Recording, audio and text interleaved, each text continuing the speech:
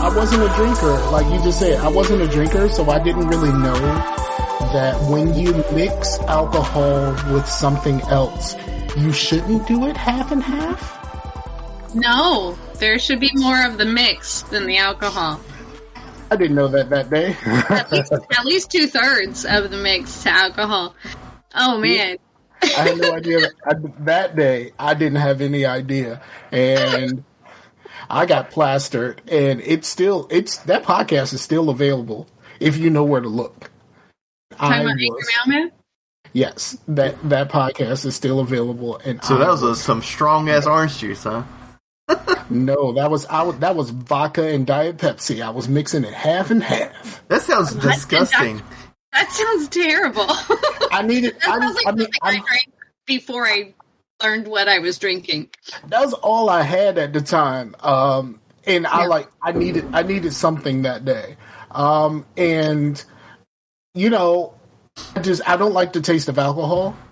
Can't stand it, so I need to mix it with something. And that's what I had at the time, so I went for it. Oh, that sounds painful.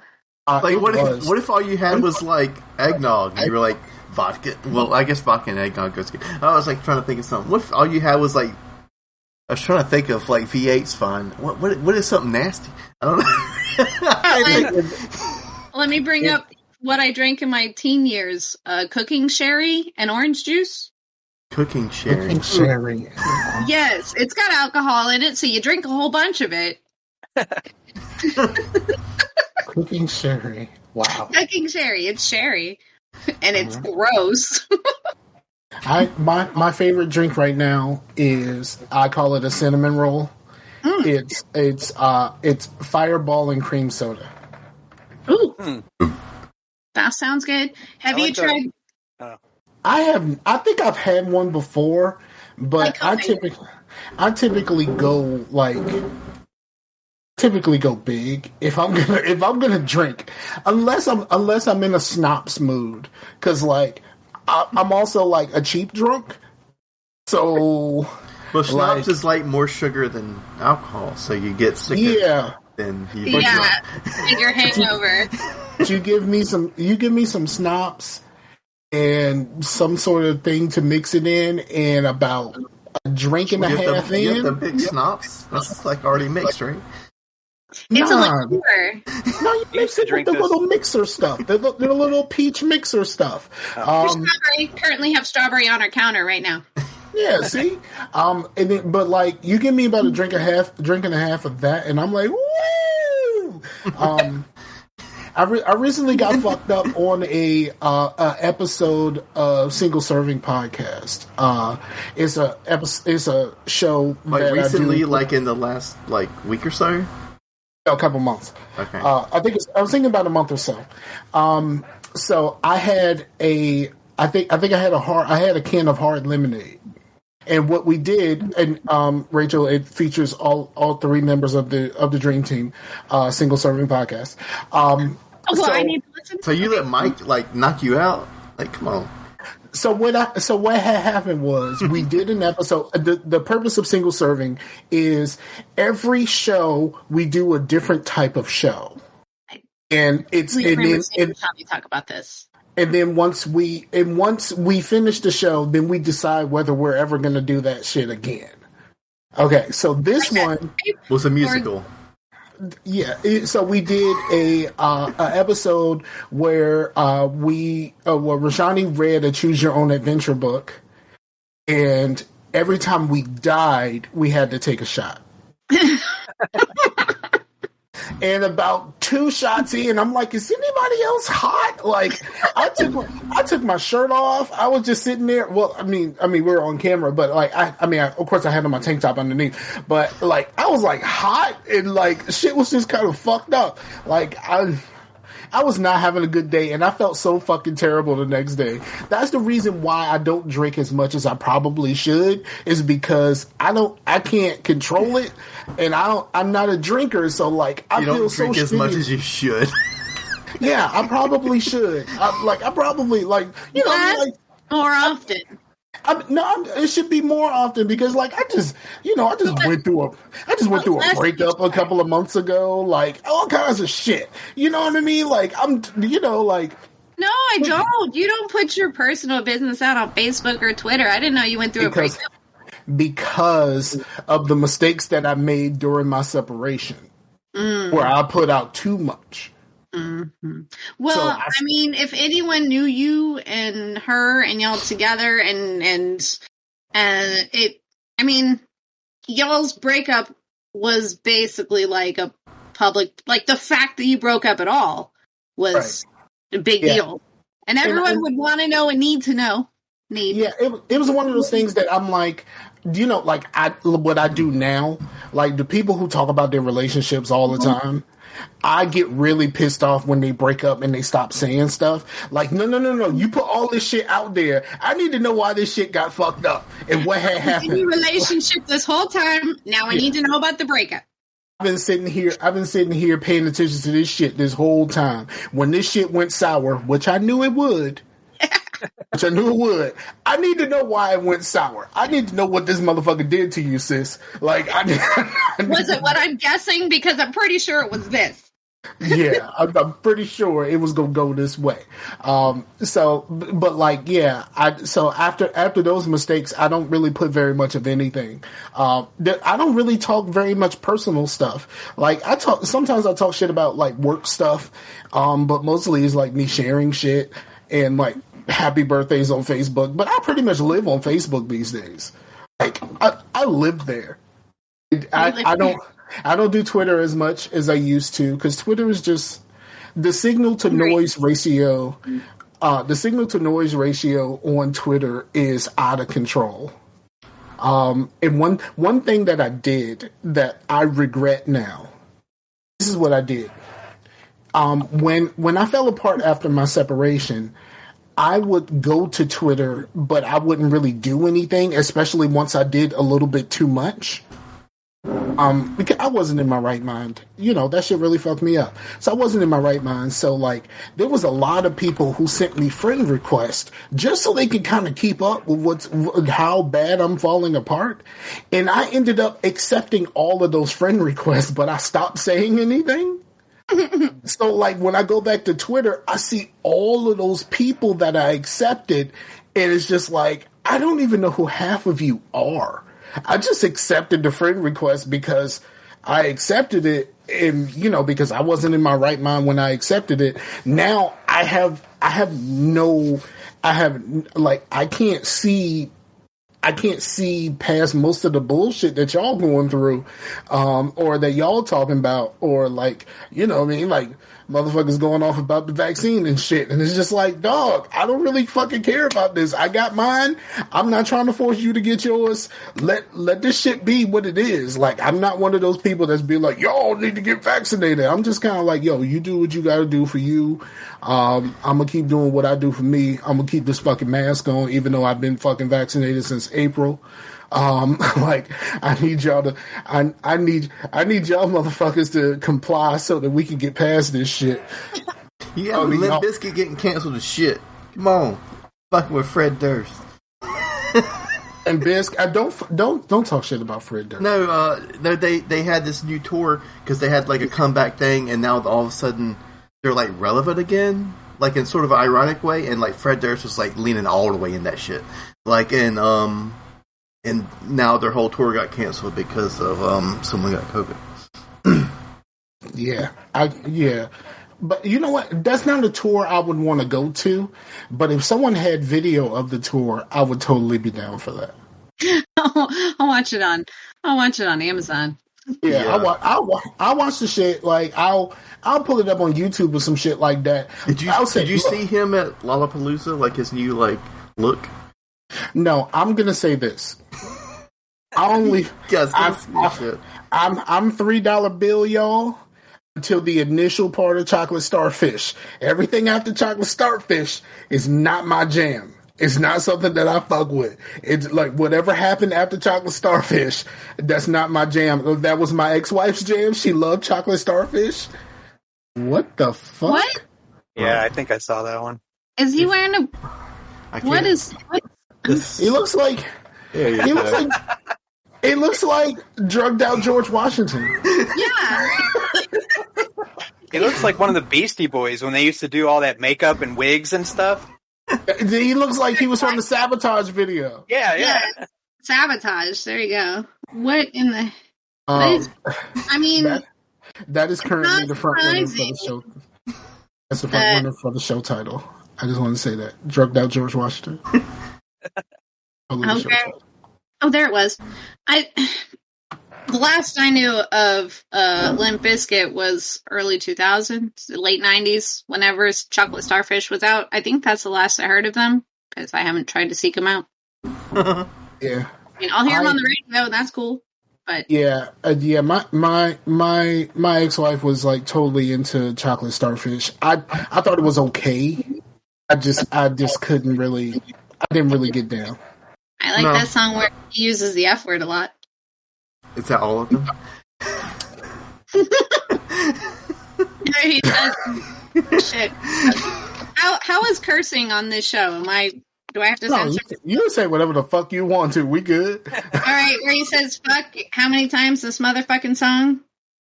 Oh, God, what is? I'm trying to think of the song that you're talking about.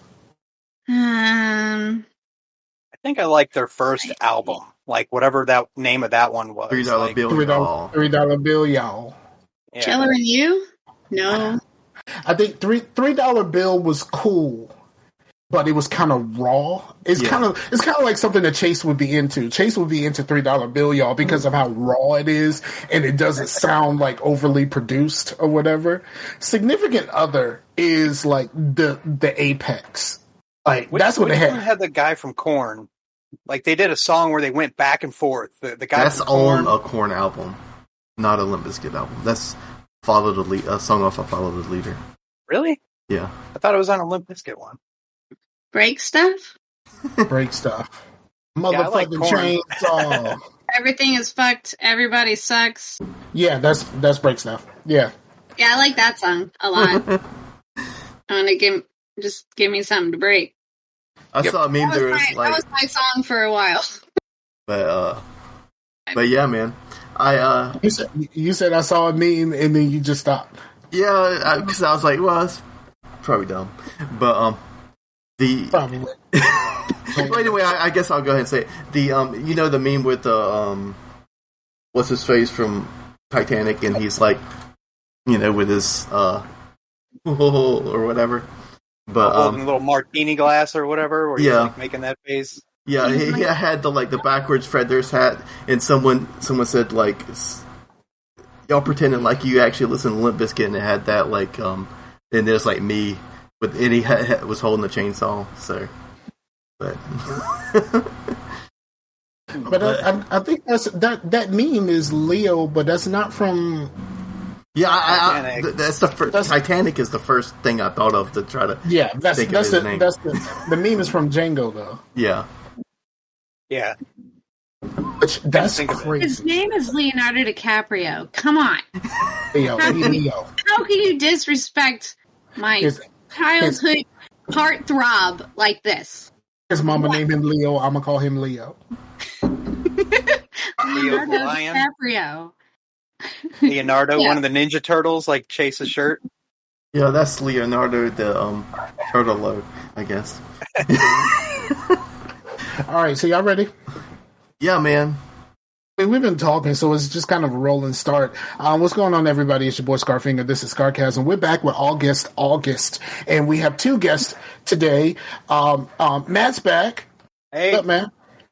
And for longtime listeners, you know the voice. If you watch the YouTube video after the fact, you probably remember the face. Get off my planet. Rachel is in the building, son. Hey, what's up? Wait, this is going to be on video too? Like people are going to watch this? It's streaming live right now on Twitch. It's streaming live on Twitch, and like no one actually watches the YouTube video, so you're okay. No one watches this shit. You're fine. Most people listen to it. Most people listen to it from the podcast feed, and they don't get no video from that. Yeah. Okay. Blue might tune in. Yeah. No, I don't. I'm not going to tune in. I said Blue might tune in. Yeah, Blue might tune in. Yeah, absolutely. Blue will pop in and say hello and then don't say shit else. Like he did last week. He did that shit last week. But then again, because of your Reddit shenanigans, we got off on such a tangent last week that like Blue was kind of like, oh, y'all motherfuckers crazy. I still say, and I titled the last episode Lysol Everything because that's how I feel about that situation still. My still is I'd rather buy my own computer than take a computer from a pedo. So. From a where? From a pedophile. Well, the thing was that the person inherited the computer. They were like, what do I do? And they didn't really say anything about it. It just had a fucked up monitor. And then later in the comments, they come out that, they inherited it and the monitor's fucked up. What I do, because it was pedophilia on the hard drive and the guy offed himself. So he inherited it from a suicide victim that was also a pedophile. And I was like, I don't even fucking want it. I'll buy my own computer. I'm like, switch out that hard drive, Lysol everything, and you good. But truthfully, if it's in this climate, hard drive. But I mean, computers cost a lot of money. You don't need. I mean, it's not like it's a physical touch on the computer, and it's not like the pedophilia spread to the rest of the computer. It's on the hard drive. That's it. No, though. But if he offed himself and he put his life into that computer, who knows? Some weird shocker shit might come up, and he put his soul into that computer. Now you're going to go to the shell shit. So he's living in that computer, and you're going to be haunted for the rest of your life. You said shocker shit. How terrible was that fucking movie, dog? That movie was so terrible that you couldn't help but like it. I know. It was so I saw it in horrible. the theater. Holy shit. That had to be the most horrible experience ever. Have you ever seen Shocker, Chase? Shocker? Yes. It sounds familiar, but I probably have. Like this?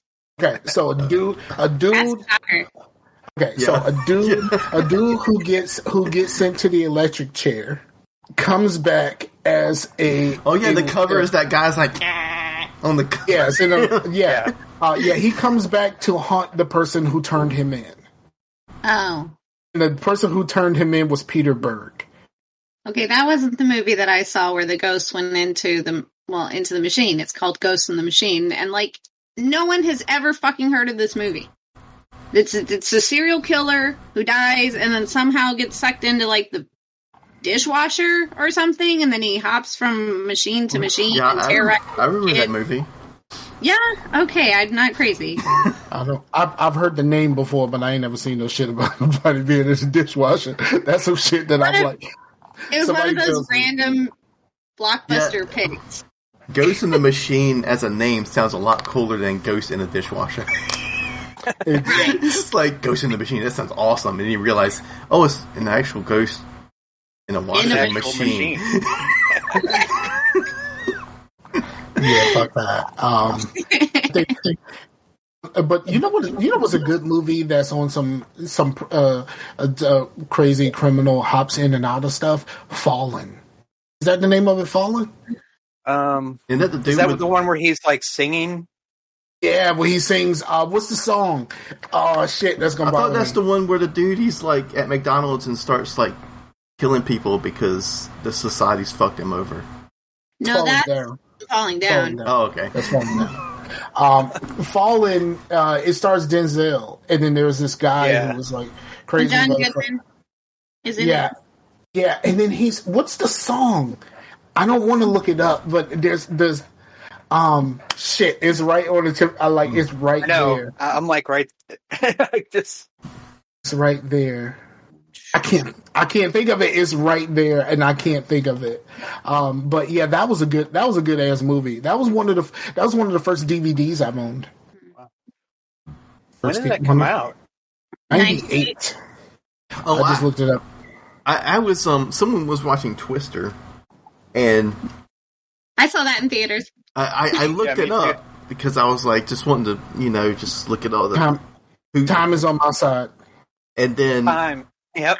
I I read that Twister was actually the first movie to be pressed on DVD, released on DVD. But I'm black, so like the first DVD, every black person my age, we all have the same first DVD. You want to know what that is? It should be like I'll let y'all guess. What every black person's first DVD? What is it? Is like the most obvious fucking movie, but like it may not be obvious until someone says it. Like I'll let you all pick one movie. Every black person's first DVD. Well, that's not fair. We're all very white. Yeah. Yes, exactly. That's what makes this better. I'm going to guess Princess Purple Rain. I'm going to guess Belly. Okay. What you got? Jeez. Boys in the Hood. Close. It's Friday. Every black person's first DVD was fucking Friday. We all had fucking Friday on DVD. For some reason, like when DVDs first really like hit, and like we all had fucking PS2s back then because that's most people my age's first DVD player was a PS2. Like we like was it the same Friday, cardboard case that I have, like that kind of clips open and opens like that. Yes, it's the same. all of our first DVDs was Friday. And so, like, yeah, I remember DVDs being so fucking magical. Now, every time I put on a DVD, because I don't have very many Blu-rays, because I don't really carry a lot of discs. But for a while, I didn't have internet here when I first moved in for like a few weeks. So I had to go back to my DVDs, and I was watching the episodes of Oz because I'm on Return to Oswald with Rashani and Brandon. I was watching those because I had the DVDs. And DVDs are such a pain in the fucking ass. Like, holy fuck are DVDs a pain in the ass. Like, you gotta go through fucking, like, credits and, like, fucking, like movie trailers before you get to your fucking movie. It's like, dog, I'm not in the movie theater. Yeah, the main menu. You can't always skip those stupid previews. Sometimes, some of them will let you. I have a couple that have let me, but not all of them. Definitely not the Disney ones. Yeah, the old ones, like the first generation DVDs, like you had to sit there and watch that stuff. And then that FBI warning about don't steal movies. It's just as bad as stealing a car.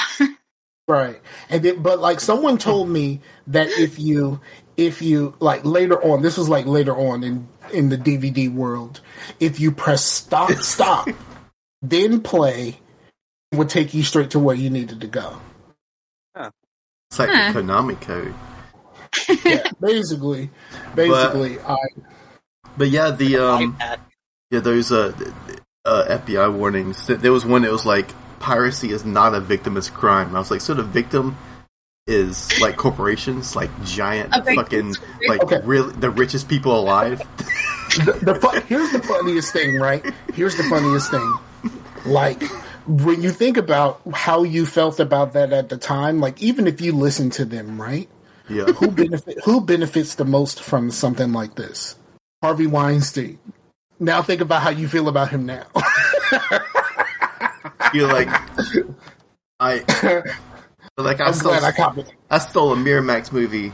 Man, I shouldn't be doing this to Harvey. And then later on, you're like, I did this to Harvey. Fuck yeah. Fuck yeah, man. I stuck it to the man. Fuck out of here. Okay, so about 6 of those DVD binders, those ones that zip closed, like that. I've got like 6 of those that are full of like blank DVDs that I ripped. I used to get, before Netflix became streaming, like I would get the 3 DVDs in the mail, and then I would rip them using my computer and then burn them onto a blank disc and then put them in, I'd label them and then put them in my little binder thing. And I did that for like 6 DVD binders full of them. And there's like, each one holds like 100 discs or something like that, or maybe even more. And I was doing that. Like, and that's a more untraceable way to pirate than like downloading from like a torrent site. I used to get hit from the torrent sites. I had to like download some shit and then like quickly put it on an external. and like I only watched it like through my external on my 360, because like if I had it on my computer, my ISP at the time would be like, we know you downloaded this, we searched it, they would shut my internet down. When they think I downloaded something, they would shut my internet down. It was like, we know you downloaded this shit. We can't find it right now. So I guess we would turn it back on because we can't find it, but we know you downloaded this. We know you did this. I think it's funny, like the same thing as a VPN saying this is for internet privacy and protection is the same thing as a bomb saying this is for tobacco use. Right. It's a water pipe. Thank you. Water pipe. And blown glass for flavored tobacco. Take you out of the head shop if you said anything different. It's for display purposes only. Craft art. It's glass art. That's what it is. Yeah, my vape shop, they have like the vape shop that I go to normally.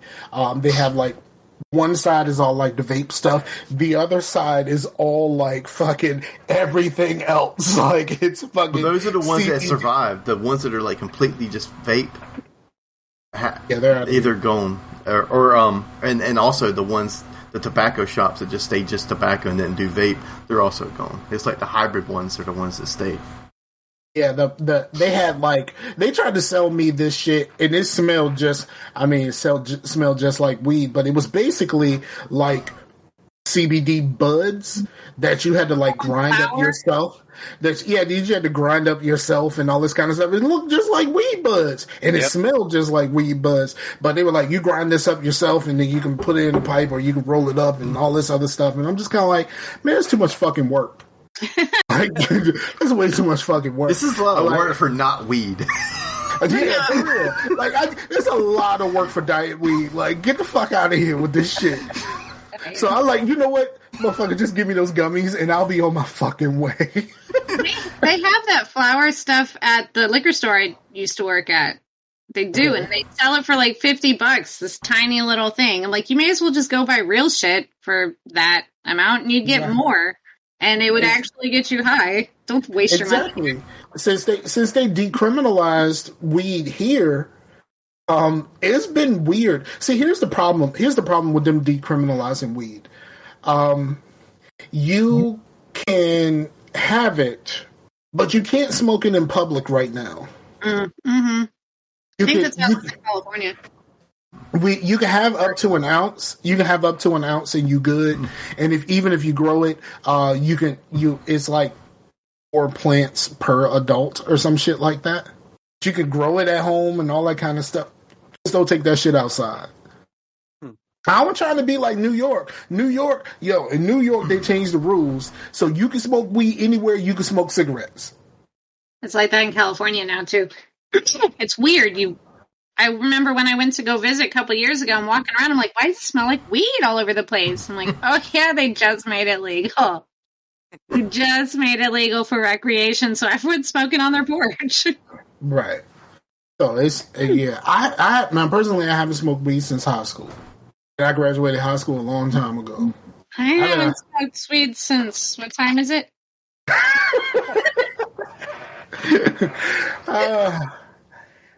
I can't say anything of that nature. I haven't smoked any real weed. I have had some diet weed.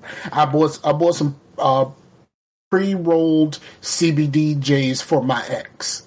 I had a little bit of that. It didn't really do nothing for me other than it smells like it. Well, it's only supposed to like have health benefits, not That's why I said just give me the gummies. I got some gummies back there, that I've had for a long time because I'm like, it just makes me sleepy.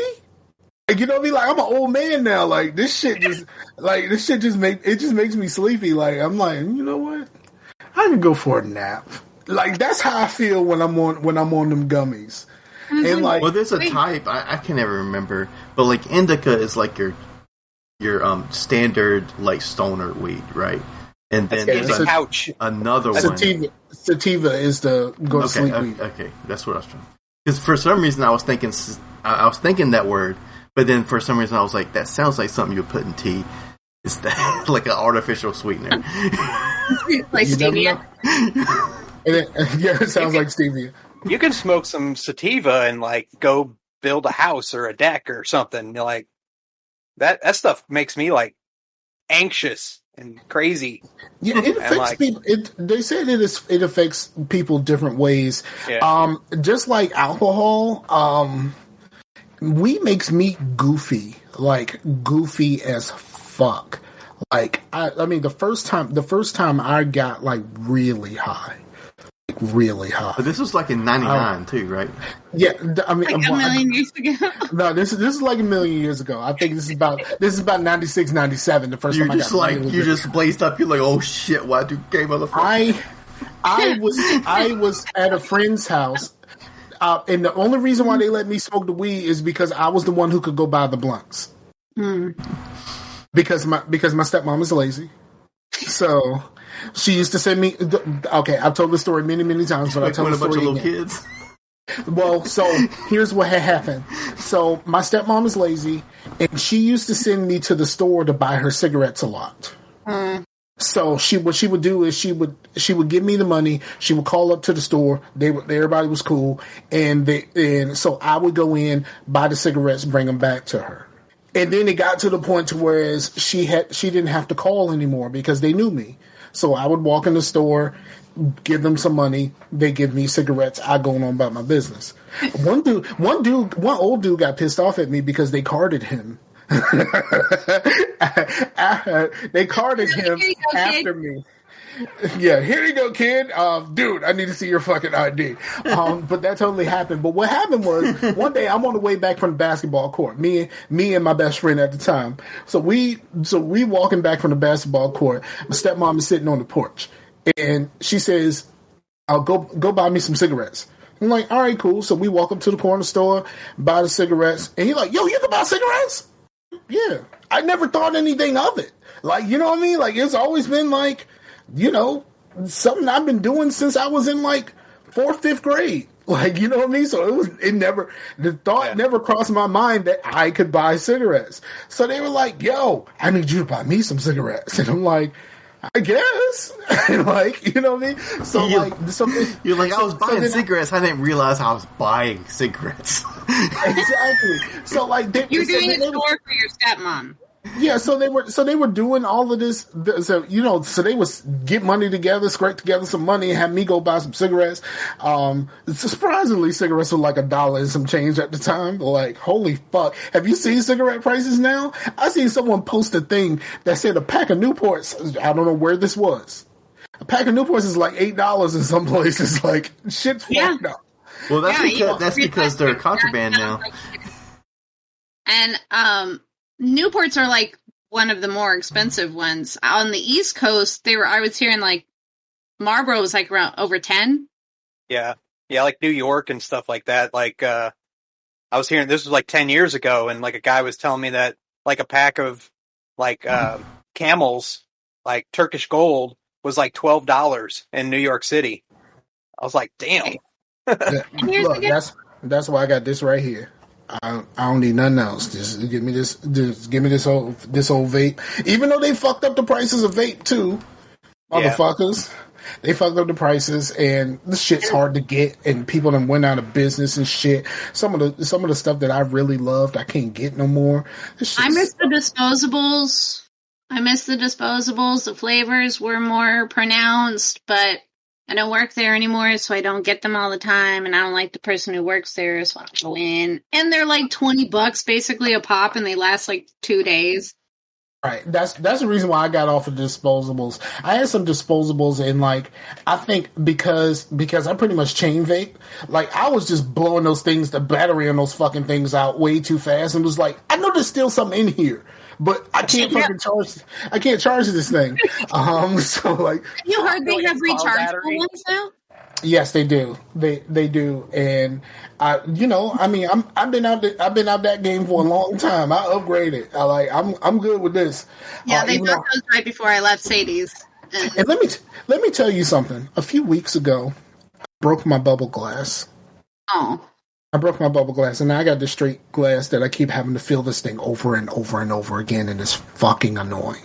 But I know what you mean, but that does sound like very personal. I broke my bubble glass. Yeah, but see, here's the thing: because they rose the prices on everything, and now shipping is out of fucking control. And there's no guarantee it's going to get there in any reasonable time frame. Right. So I went online to try to buy me a glass, and I found a place that I've ordered from before. I'm not gonna shout them out because fuck those places. Because I've ordered things from them before. I ordered my Revenger from them. And the bubble glass, $5. Okay. Shipping, $40. is $8. But still, plus another $6 for the adult signature required fee. So something that cost me $5. I'm paying $14 for it to fucking get to me.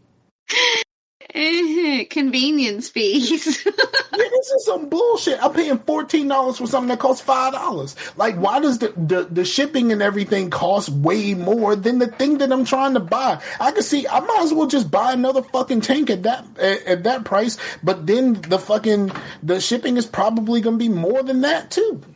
Yeah, they're like, oh, well, there's 2 in here. We got to double your shipping. Yeah, dirty bastards. Like that shit suck.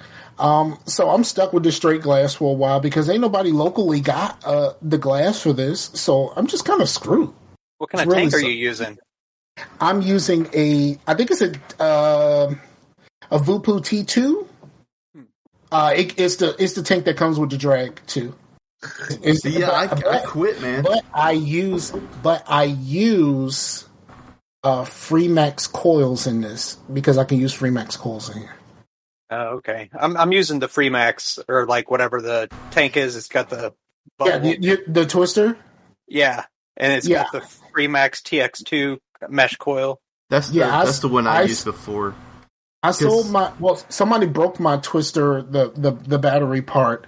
I sold my twister tank once I realized I could use the same coils in here, and now I'm like, I should buy another fucking twister.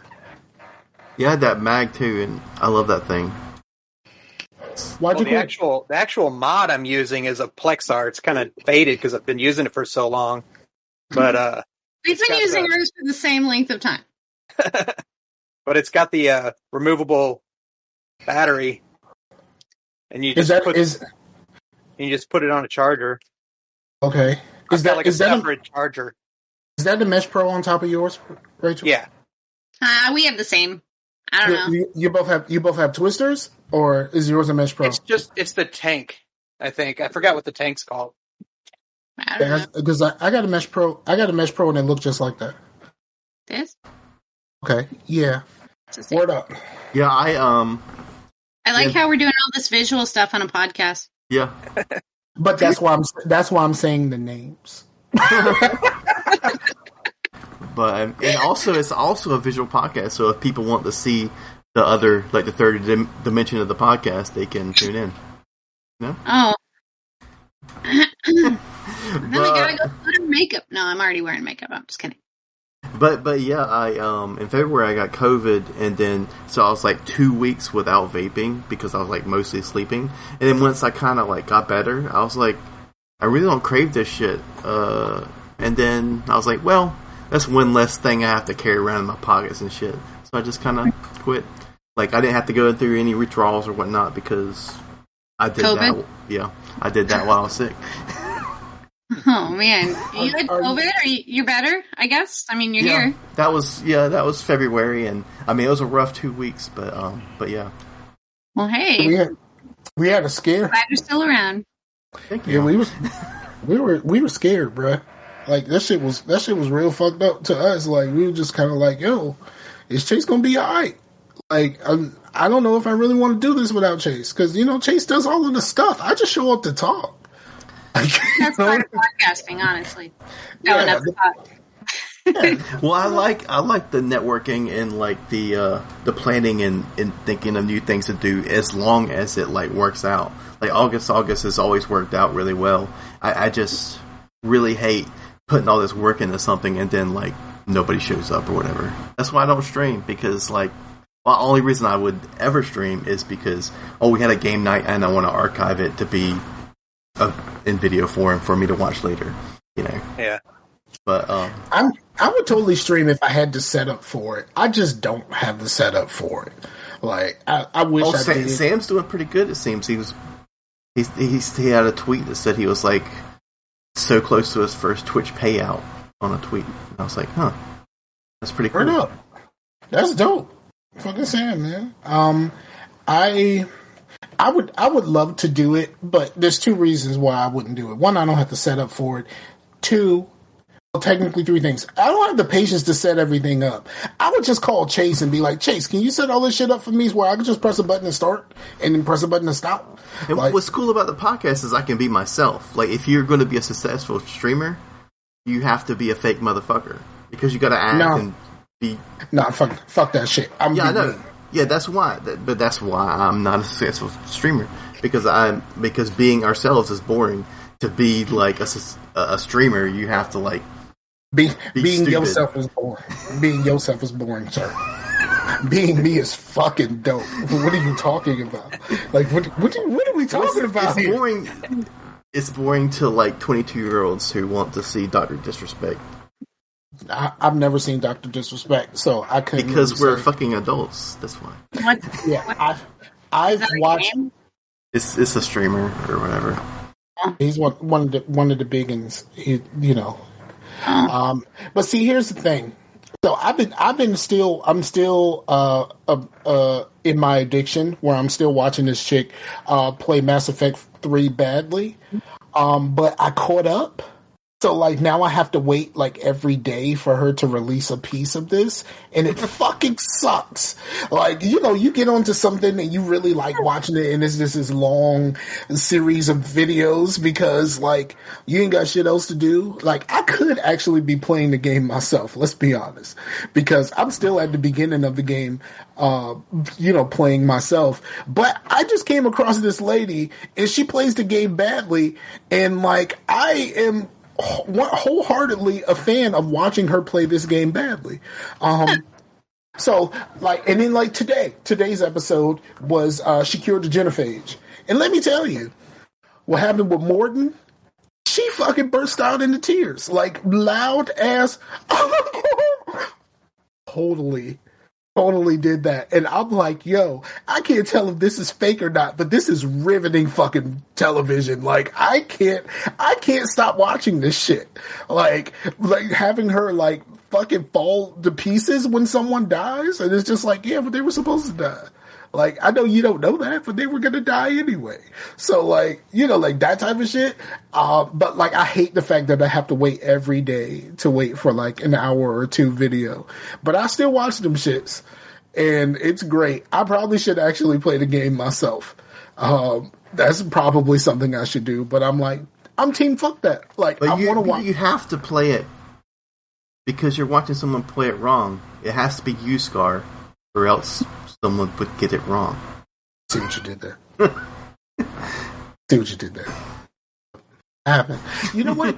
I'm gonna tell you this. When I watched it, I almost got teary too. You know, like how when you're in a situation and you're watching someone fucking fall apart, and you start to fall apart too, just because that person seems to be falling apart, and you're just like, holy shit, I'm really about to fucking cry right now. Let me get my shit together. Like let me like squeeze my nuts real fast, like to remind me, like, you know what I mean? Like, I'm not in this fantasy world, so let me like squeeze my nuts real quick and be like, yo, dog, you alright. Like, for real. But that happened. I don't have nuts to squeeze. I mean, I'm missing out, I guess. But you got nuts to just inside. Like, you got to do some, you got to get somebody to give you a hand. You know what I mean? Like, you know what I mean? Give you a hand to go, boop. That was a visual gag. You gotta have Matt give you a hand. Are you ever talking about squeezing ovaries? Like, what is we doing here? Yeah, like I said, you gotta have somebody give you a hand and go, and like, press them. You can't squeeze them, but you can press them. Like, there might be some you things. can reach that far, but okay. Yeah. Okay. You know what's gadget fingers. You know what's a weird thing that's ever happened to me? Like, this is something very weird that happened. Like, when my ex-wife got pregnant with Pooh Bear, right? We had to do, she had to do one of those exams, and I hope this isn't like too embarrassing for her. But like, sometimes they do the thing where they use the Pap Smear thing and they kind of open it up. Then the doctor seemed like so excited. It was like, come here, look at this. Like, that's a cervix. Like, okay, and like it was like one of those things to where I'm just kind of like, I don't know what a cervix does for me, but this seems to get you really excited. Like, I don't know what's happening here. It's like that person, the doctor was like really excited, and I just happened to be in the room. It's like, yeah, that's what her cervix looks like. You know what I mean? Like, was that his first time? He was like, "Holy crap, I did it!" Oh my god, I did it! I found the cervix. And like those little fucking like metal clamp things that they use for Pap smears and shit like this. Those are like the most uncomfortable things ever. You're telling me. I am so glad that no one has to do that to my dick hole. Even like a little one to my dick hole would be like it seems like the worst possible thing ever. But this is something that they have to deal with all the time. Don't you got to get one of these like every year? You're supposed to. Yeah. Yeah, you gotta get one of these things every year. They stick these big fucking metal fucking duck lip looking things inside of you and split you the fuck open. Like, yo, this shit looks painful. And they're cold. I can't imagine it being cold. Like, and having that happen to my dick hole. Like, yo, that sounds like the most unpleasant thing ever. And that's one of the things why we should appreciate women for all of the unpleasantries. Like, like when my daughter's on her period and she's just kind of like, like, I don't feel good and like I need medicine bad and like I don't like this feeling, and I'm just kind of like, I don't understand. Like, I can't understand. Crappy feeling. Go get her Midol. That stuff's good. But we do Walmart ibuprofen around here. That shit work on everything. Walmart ibuprofen work great on but everything. But you gotta have the cat in it, like, there's caffeine in it and stuff, so a little bit more than it's store brand Midol, but Midol is, I don't know what magical mixture is in there. It's I've kept one last Midol for years. Just, I don't know why. I should have just taken it. It's just it's probably lost somewhere, but I kept it because that shit was expensive and it's good. And now I'm gonna get off this podcast and go find it. I asked, what is that shit called? That's like it's like the little pink pill, and it's like a female laxative, and it was called Correctol or some shit like that. Isn't all laxative like gender, I don't know. Gender fluid? Like it goes for No. This one, like, I don't know what it's called. Here's the thing. I just realized that saying gender fluid and laxative is kind of it's gonna make fluid out of poop. Here's the thing. Yes, it's called Correctol. Now here's the thing about Correctol. My Google search is going to be ridiculous tomorrow. Separate from everything else, Correctol kind of looks like a tropical Skittle. Now that should explain the folly that I'm about to explain to you right now. I saw a Correctol just kind of laying around, and I thought that somebody made a misplaced or like a tropical Skittle must have like fell, because the tropical Skittle's got a pink one in there. So I'm like, somebody dropped a tropical Skittle, like it's about to be a good day for your boy. Like, you know what I mean? Like, so I popped that in my mouth and I start chewing, and I'm like, this isn't chewy. This isn't chewy. This does not taste like a Skittle. But I ain't no fucking quitter, right? Like, you know what I mean? I ain't no fucking quitter. So I swallowed that bitch anyway, instead of spitting it the fuck out when I realized it wasn't a Skittle. Like, I was young, so maybe I thought it was a bad Skittle. You know what I mean? Like, maybe this is a bad one. Maybe once I get to the middle, like I might get some, might get some Skittle flavor out this joint. But like, instead of spitting it out, yeah, I went for it. I chewed, and then I was just like, fuck it, I'm just gonna swallow this. So I swallowed it. And what happened after? It's what happens with laxatives. Like, I mean, I don't have to explain that to anyone, but it was a bad day for your boy. It was not a good tropical Skittle day. I had almost the same thing happen to me when I was a kid, but it was on the car floor in the back seat of my parents' car, and I found some kind of pill, and I thought it was candy. And so I started chewing it, and it was disgusting. Like, I was chewing it up, and then I was like, oh my God. And then, like, we were getting out of the car and going into a house to look at a house that we were going to possibly buy. So we had to do a tour around the house. So and the entire time I was walking around the house, and my mouth was filling up with, like, saliva because it was, like, this disgusting taste in my mouth. And then, like, I eventually had to run out of the house, and then I ended up throwing up all over the yard. And it was like... I was like, why did I do that? Why did I just pick up some random pill and just start chewing on it? Mama ain't raised no quitter. Like, I'm sorry, Mama ain't raised no quitter. Like, did you ever figure out what that was? No. I mean, it could have been like an OxyContin or some shit. Yeah, how'd you feel? Other than throwing up. If it was Oxy, he would be like, feeling good. Okay, I feel like seize the day. He's like, holy shit! After this nap, these must be the real magical Skittles. Real magical Skittles. Why do your pupils look like that? Because I tasted the rainbow, motherfucker. Feeling great. Feeling good. I've not picked up random pills on the ground and eaten them. I'm not like you guys. Oh, last week, Scar, you were talking about your car and shit, and then I had something to say about my car, but since you had been talking for a while, I wanted the guest to talk, and then I just never brought it up. But yeah, my car stranded me in the middle of Raleigh, like on Highway 40, which is basically like getting stranded on 95, but worse.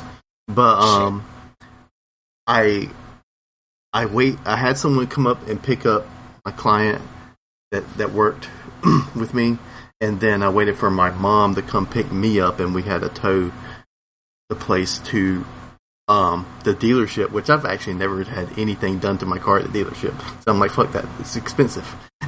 But dealerships are overpriced. Yeah, but it was cheaper to tow it there because it was like their towing thing than it would be to get a towing. So I ended up doing that. But at first, because what happened, I was going along and it was like revving and stopping, and all my dials were going like this. Every fucking light, it was like Christmas. Like I was living a rave in the car. Actually, it felt like there was a ghost in the car. The car was haunted. And I was like, that sounds like the fucking alternator, because the alternator is a ghost. But, and then they said the alternator, it's not the alternator, that it was the cable that connected the battery. They fixed that. And then when I got it back, it didn't strand me, but I noticed because the first time it happened, my power steering went out, and that happened again afterwards. And then they said, "Oh, actually, it is your alternator as well." But the first thing they fixed did need to get fixed, so then I had two things, so that's probably like $600. And then that next Monday, I had the worst anxiety attack I've ever had. I didn't even know what it was, because I normally would think that an anxiety attack for me is like intense butterflies in your stomach, because I never knew what that was, and then when you grow up you figure out, oh, that's anxiety. But this time it was like a weird, like I woke up, it felt like I was waking up in 96, and like it was like a weird, like longing, nostalgic feeling, and I could never shake that and then I would get these things to where I would just have to like stop everything, and my dude was just like, everything all right? I was just fucking give me a minute. And then so I've never had anything like that in my life, and I I just chalked it up to anxiety. So, but it was probably just a really bad one. I don't know, but I didn't think it was like, the car shit. I mean, that's normal shit. So I never know why I'm having anxiety because I'm like, what's making you anxious? I don't know. Everything's normal. Our brains do that shit. Yeah. It happens to me at the worst possible times because we all have our issues. Some of ours are more than others. But like sometimes when it happens to me, I'm like, thank goodness I was at home by myself. Like like when I talked about like having like anxiety in my self-destructive behavior a couple of months ago.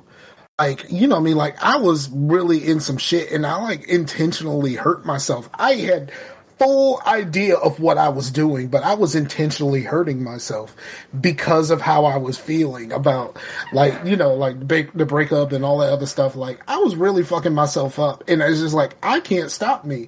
I completely understand what I'm doing right now. And that's when you were like eating all the cookies and stuff. Right. Yeah, like I 100% understood exactly what I was doing, but I couldn't stop myself. But, most of the time I'm by myself. So if I decide to do some self-destructive behavior, no one is around to see it, no one's around to hear it. I'm perfectly fine. And I don't have to say anything to anyone because nobody's around to like try to be there for you too. And be there for you. I'm one of those type of people that I'm like really. I just want to self-destruct all by myself. Damn it.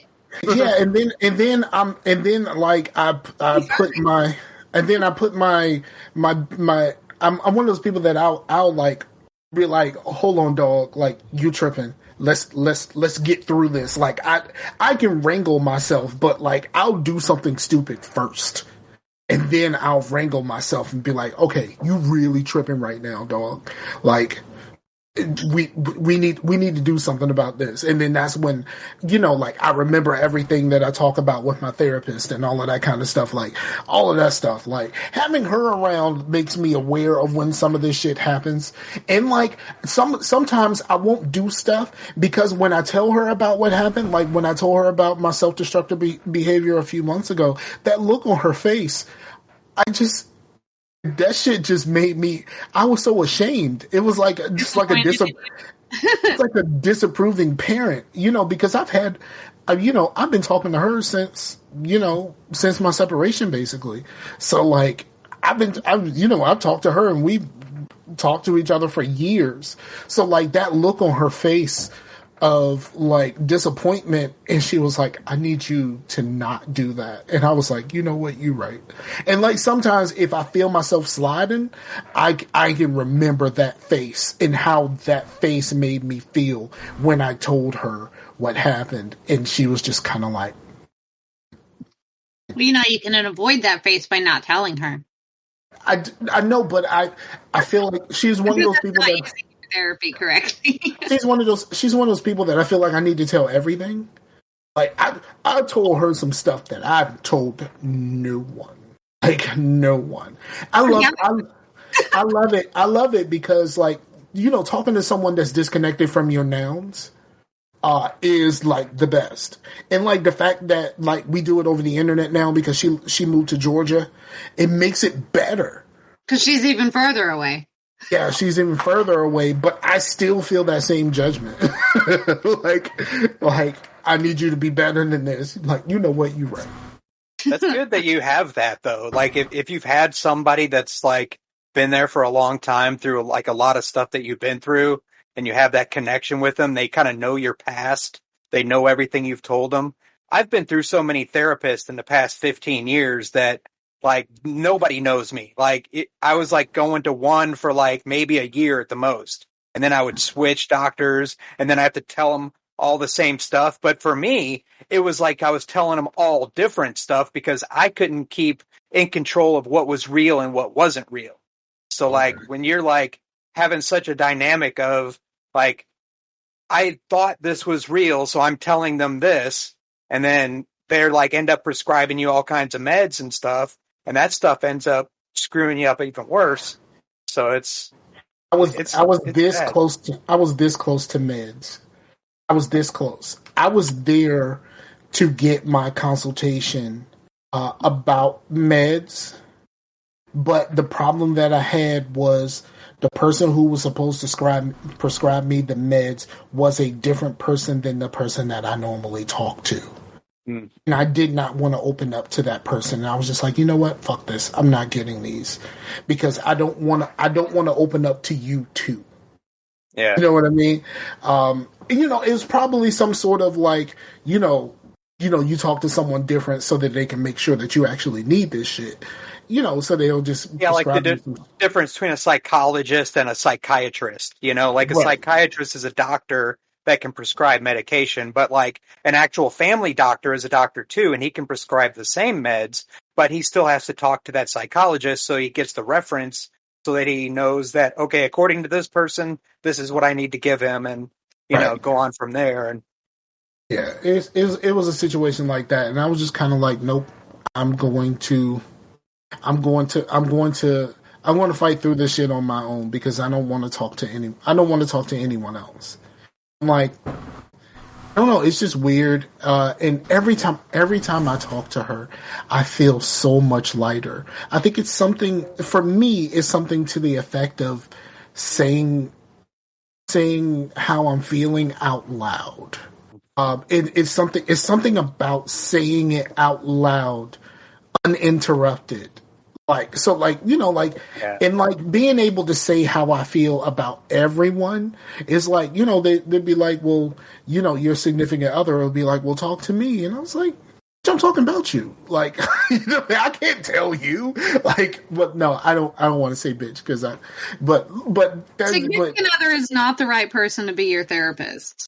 Right. Or just like to be able to, to be able to say everything that you're feeling.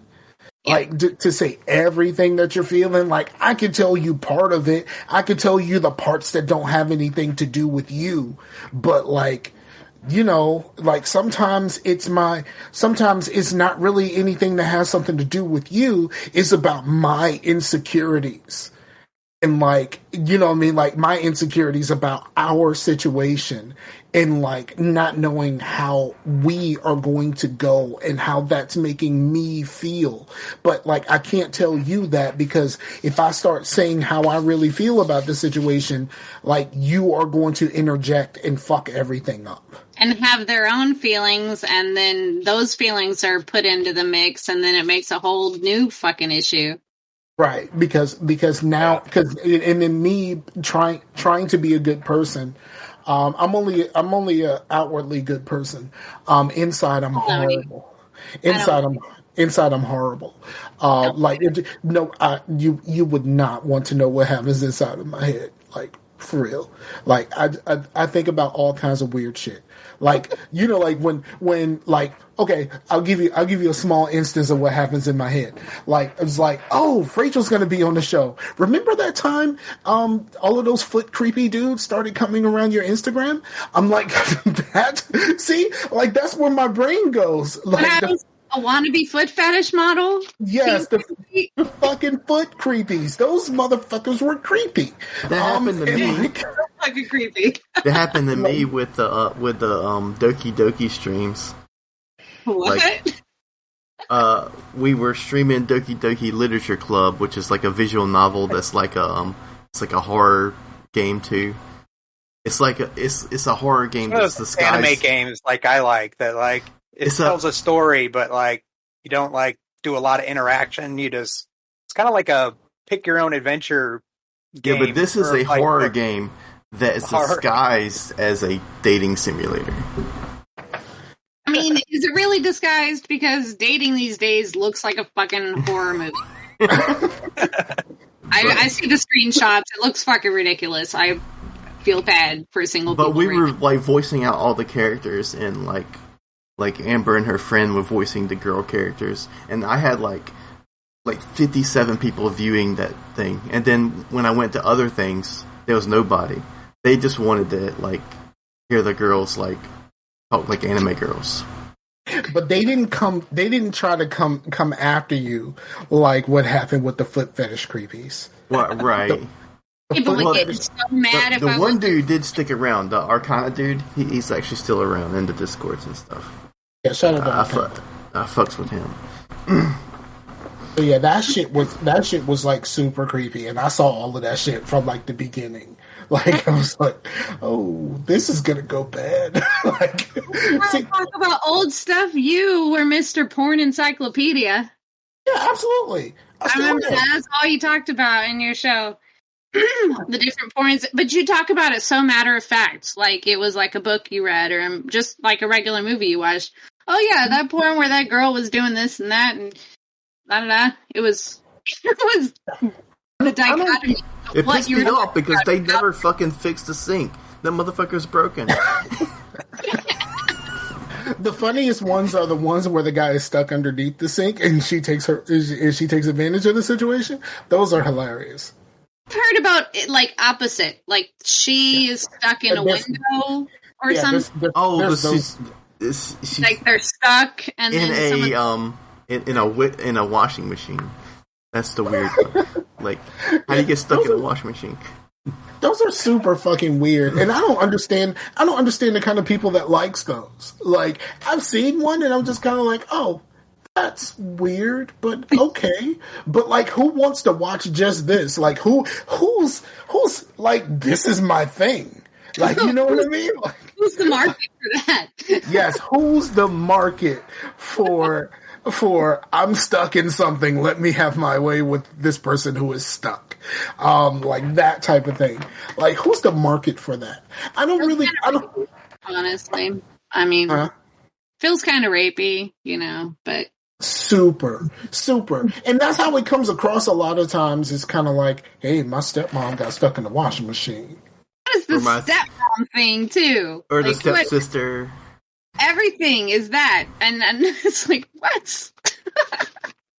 No, they're not. They are not related at all. Even marriage. I know it. Right. It's not make sense. Yeah, there was a... Oh, and guess what? Wrestling's not real, too. So just let you know. Yes, it is. Those fuckers get hurt for real. I know it is. I mean, I know the storyline is fake, but they really do wrestle.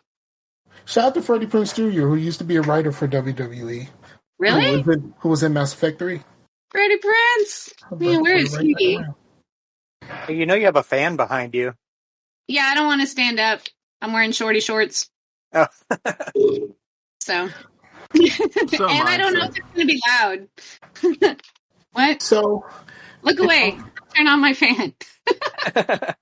You can turn off your camera real quick. I don't know how to do that. Oh, wait, it's you. Hang on. There you go.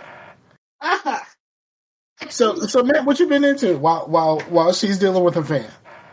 I've been going through a lot, like just dealing, like the whole past year and a half. I think I talked to you guys last year, and how I was on like I was like on a journey of like self-awareness and like and self-betterment and progression. And like, and that was coming after like years of mental health problems. Like, you know, after I retired out of the military, there was like, I went through a divorce and there was PTSD and like all kinds of crazy stuff. And, you know, like, so I was going through a lot of stuff when Rachel first moved here, and we went through a lot of things. I like lost my dad. I lost another brother, my third brother that I lost.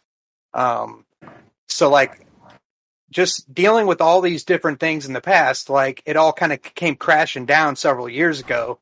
And then so, about a year and a half ago, I was like, okay, I'm getting off all these medications and I'm going to start a different journey. I'm going to get better. And like part of the problem was that, like you were saying earlier with like, when you're like, when you know you're doing something that's hurting yourself, you're like kind of aware of it. But like, you like in your mind, you're like, I'm doing this. And I should step back and I should just wrangle myself in. But like, when that becomes like a normal thing, like your normal is to hurt yourself, like you don't see that anymore. So like you continue to do the same things. And that's what I was doing when when I had my lower back surgery, the first one, I was drinking a lot and I got hooked on painkillers. And the combination, it was like, it would really mess me up. And I got used to that. And it was my normal, like there was no shutting it off. There was no like, I still like, after I recovered from the surgery, I went to work. But when I got home, I popped pills and I drank, so that was my normal. And then I knew I had to stop. So instead of stopping, I stopped the pain medications after my second surgery, and then I got better there. But then I still continued to drink, and then I'm like, I got to stop drinking. This is the problem. So like I stopped drinking, like out of nowhere. Like this was like 5 years ago. I like stopped drinking, and I didn't drink for like 3 years.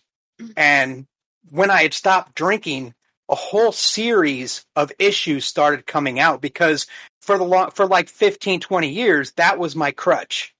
I drank, It masked a lot of things that. Yeah. And that's how I dealt with my anxiety and depression and all that stuff. So when I stopped drinking, all that came back out, and it like, basically started making the gears turn, and everything was going haywire, and there was lightning zaps and stuff, and it was just crazy. So you pulled off the Band-Aid and it started bleeding again, basically. Yeah. So I went to the doctor, and I went to therapists and psychiatrists and stuff, and they diagnosed me with all these different things like ADHD and OCD and, major anxiety disorder or whatever, and all this other stuff. And so they put me on meds for all this stuff. And then that just basically started turning me into a zombie. And like, isn't that when you got your serotonin syndrome? That came a little later because I switched doctors and they prescribed another medication on top of ones that I had before. And then that caused serotonin syndrome. And I was sick for like a week straight and just couldn't get off the couch. What's serotonin syndrome? It's serotonin syndrome. It is you don't want it. It is the worst kind of serotonin and dopamine, and those are the things that are in your brain that cause you to feel certain ways or to react to things different ways. Basically, when you're depressed, you don't get enough serotonin in your brain. That's depression. So the lack of serotonin is when they give you prescription medications that boost your serotonin levels, then it's supposed to stabilize you. Well, this didn't, because I had 2 of these kind of medications that were basically pushing more serotonin in my brain than I could handle. And so it was making me feel like I was dizzy. I was sick feeling like it was just horrible. Like, don't recommend it. But like, after all these things that I dealt with, like I was like, okay, I need to stop these meds. And the only thing I could do to think of, and this was a year and a half ago, it was the January before last, was to start weaning down off the meds. I actually got a new doctor. I started going to the VA because I'm a veteran, and then I get free healthcare through them. And I told them what I wanted to do. When I first went in there, I was a train wreck. Like, I was shaking. I just couldn't fill out paperwork or do anything. And I told them, I'm like, I'm on all these medications from my previous doctors and psychologists and therapy and all this stuff. And they're like, and I said, I don't want to be on any of them anymore. And they're like, okay, but I want to go about it the safe way, because if I just stop cold turkey, I'm going to go through withdrawals and go down a road I don't want to go down, and it's going to be terrible. So they're like, okay, this is what we'll do. We'll start weaning you off. So over the course of about 6 months, I ended up getting off of like 2 of my meds. I was on like 6 at the time, and it was crazy. So I ended up getting off 2, and I started feeling better. And then the anxiety and stuff like that, like, because like with Chase, you were saying earlier about that feeling that you had with the, dealing with the car stuff, and then like you just need a few minutes to sit back and kind of think of what's going on. Like, that started to kind of diminish because I had that like all the time. Like, Rachel could say something. It felt like a laser was like going through my head. Yeah. Yeah. Like, coming off of the meds, like if you stop taking them, you get these brain zaps because the neural pathways in your brain, the what do you call them? The I can't think of what the receptors in your brain are firing electrical current through your brain. So when you're not getting the right dosage of the medication or serotonin or dopamine, it causes them to like misfire. So technically it's like a car when you can't turn it on and it's misfiring, like that's going on in your head. So I was having that like all the time. So I got off the meds and then I started drinking again, actually. I introduced drinking like every other night to offset the weaning off the medications. Like I didn't want anxiety and all that stuff to come back.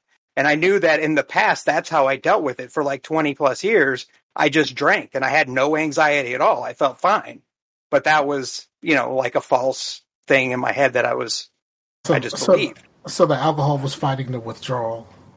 So I used that for like another 6 months. I started getting a little bad towards like probably the last time we were on the show, like last August.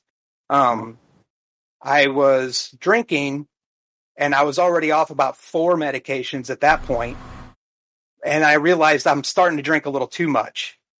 So then it was around October. I was like, I need to do something completely different. So I had been researching microdosing psychedelics for a few years. And I was like, this may be the avenue that might help me because everything else I've tried hasn't worked and I can't keep drinking. Like not the way that I was, because if I start drinking, I don't want to stop. So and then you get drunk back in the scene and that's no good. I've heard Russell Brand speak about that. The microdosing and stuff like that. Yeah, so I started looking really into that, and then I don't know how I should say it on a podcast, like because technically stuff are still Schedule 1, so it's just keep it, Yeah. Well, I don't want nobody to come see you. Like, you know what I mean? Like that's the last thing I want. I don't want nobody to come see you. Just say you got into some microdosing and this is what happened. Yeah, the research shows that by microdosing, like you basically repair the damage that's done in your brain caused by things like depression. And when you introduce these small amounts of a psychedelic substance, it's subperceptual. So you're not actually tripping, like you're not a full on trip. Like somebody who, you can't like take acid every day and expect to function, like eventually you fry your brain and you just stop working. But the research that they were doing back in the 50s and 60s before it became completely illegal and banned in the 70s. And then when Nixon started the whole war on drugs, like they were actually doing, the government and hospitals and universities got funded to do this research. And LSD was something they used to treat alcoholism back in the 50s and 60s. And they had a lot of success, but there wasn't a lot of documentation and a lot of these blind trials and stuff like that. But when the government shut it all off and made them ban substances, they weren't getting funded anymore. So they couldn't do the research. So we lost 40 something years of research time. So ever since about 4 or 5 years ago, people have started introducing this, started doing a lot of these tests and trials with these substances because they realize that it is a natural substance that comes from, like mushrooms grow in the ground. And for thousands of years, these indigenous people in South America have been using those things. And those people aren't like in the society we're in now, but you don't know or hear about things like anxiety or depression that those people were dealing with as much as it is today. Even people like 50 or 60 or 70 years ago, you don't hear about it as much. There was probably it existed, but the people thousands of years ago or even hundreds of years ago, they used these natural substances in ceremony, and they were closer to nature and they were closer to their gods and spirits and spirituality, and they lived a more fruitful life, and they were productive, and they were workers, and they, did things in society, and they kept their group and community functioning. And we've gotten away from that. In the past, like 100 or so years, like we've gotten away from that because we've banned all these different substances. And we chased the $1 Yeah. And it's, big pharma is out there pushing out drugs that treat the symptoms, but they're not trying to treat actually what's wrong. Like, what is the main issue? Right. So, well, yeah, because they wouldn't be able to sell their exactly their cure. Yeah, you can't sell a cure because once you cure people, they don't need you anymore. Yeah, they get you on the comeback, as Chris Rock would say. Yeah, and so that's the thing about like microdosing now is you realize that you don't have to take a whole macro dose to trip, but like these studies show and the trials that they've been doing for things like MDMA, like Molly and ecstasy and stuff, like they're starting to use that now to treat PTSD in veterans. And they have a high success rate. Like they do treatments in a facility with an actual person who's licensed to give these drugs. And they do a treatment with the person, with the patient. And after like 2 treatments they're like months apart, and they talk to the therapist the whole time. In between, they have regular checkups. They've shown like 75% improvement, like at least, and just like over the course of a couple months. And this is people that have like fought like in the Gulf War and stuff in Afghanistan and stuff like that. Like these people have seen the shit, they've been through some stuff.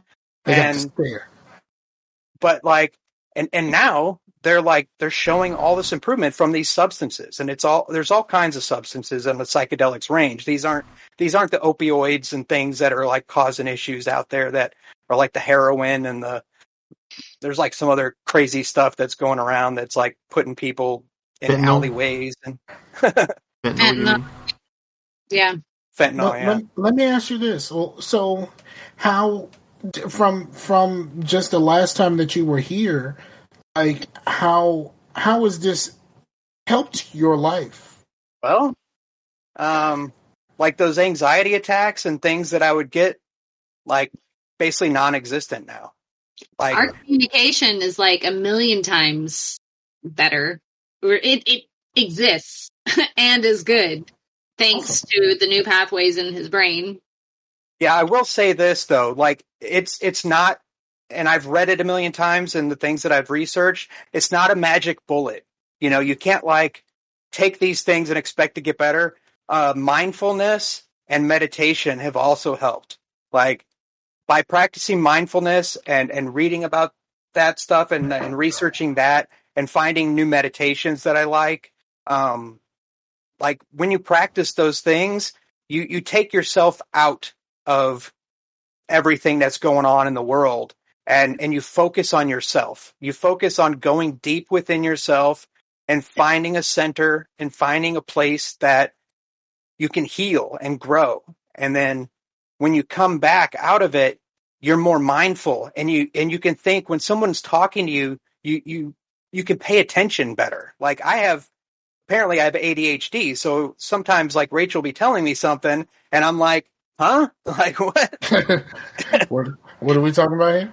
Sometimes he mouths the words I'm saying. I think it's to like make himself listen. I don't know, unless it's him ignoring me and being like, like it might be that my brainwave.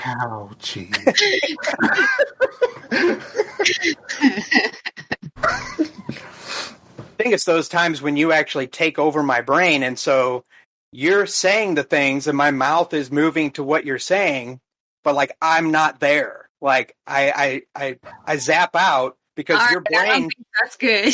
takes control of mine and we become like become one. Oh. That is so cute. No, that's not what happens because when he does this mouthing thing, it totally throws me up and I forget what I'm saying. So maybe I did go into his brain and then totally forgot who I was. Maybe that's. Man, should I call you? Call you Edward? Cute. That is so cute. No, we're not cute. But cute though. This stuff, like our relationship, is like 100 times better than it was a couple years ago. We were going through a lot of stuff, and even a year and a half ago. Yeah, but like.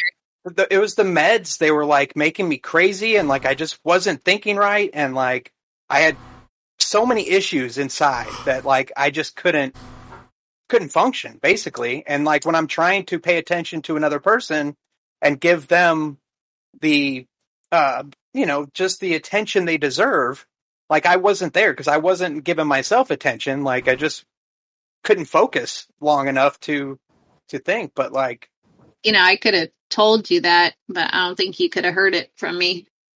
I wasn't hearing anything anybody was telling me back then. But that's fucking dope. Like, thank you, Brother Matt, for your testimony. Thank you for sharing. You should say that was fucking dopamine. Dopamine. It was fucking dopamine. I think that's awesome. Like, the idea that we can, really sit down and realize that they always say the first step is realizing I really have a problem here. How do I get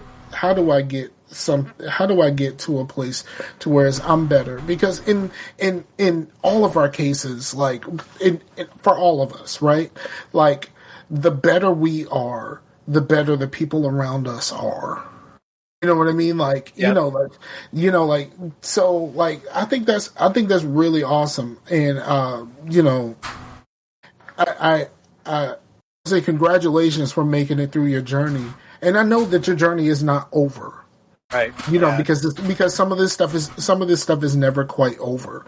But I mean, you made it here. And that's the most important part. And like, thank you for sharing. Like, because sometimes I'll be going through some shit, and I actually consider meditation too. I consider meditation. I don't know how many times I mentioned meditation, and he blew me off. And I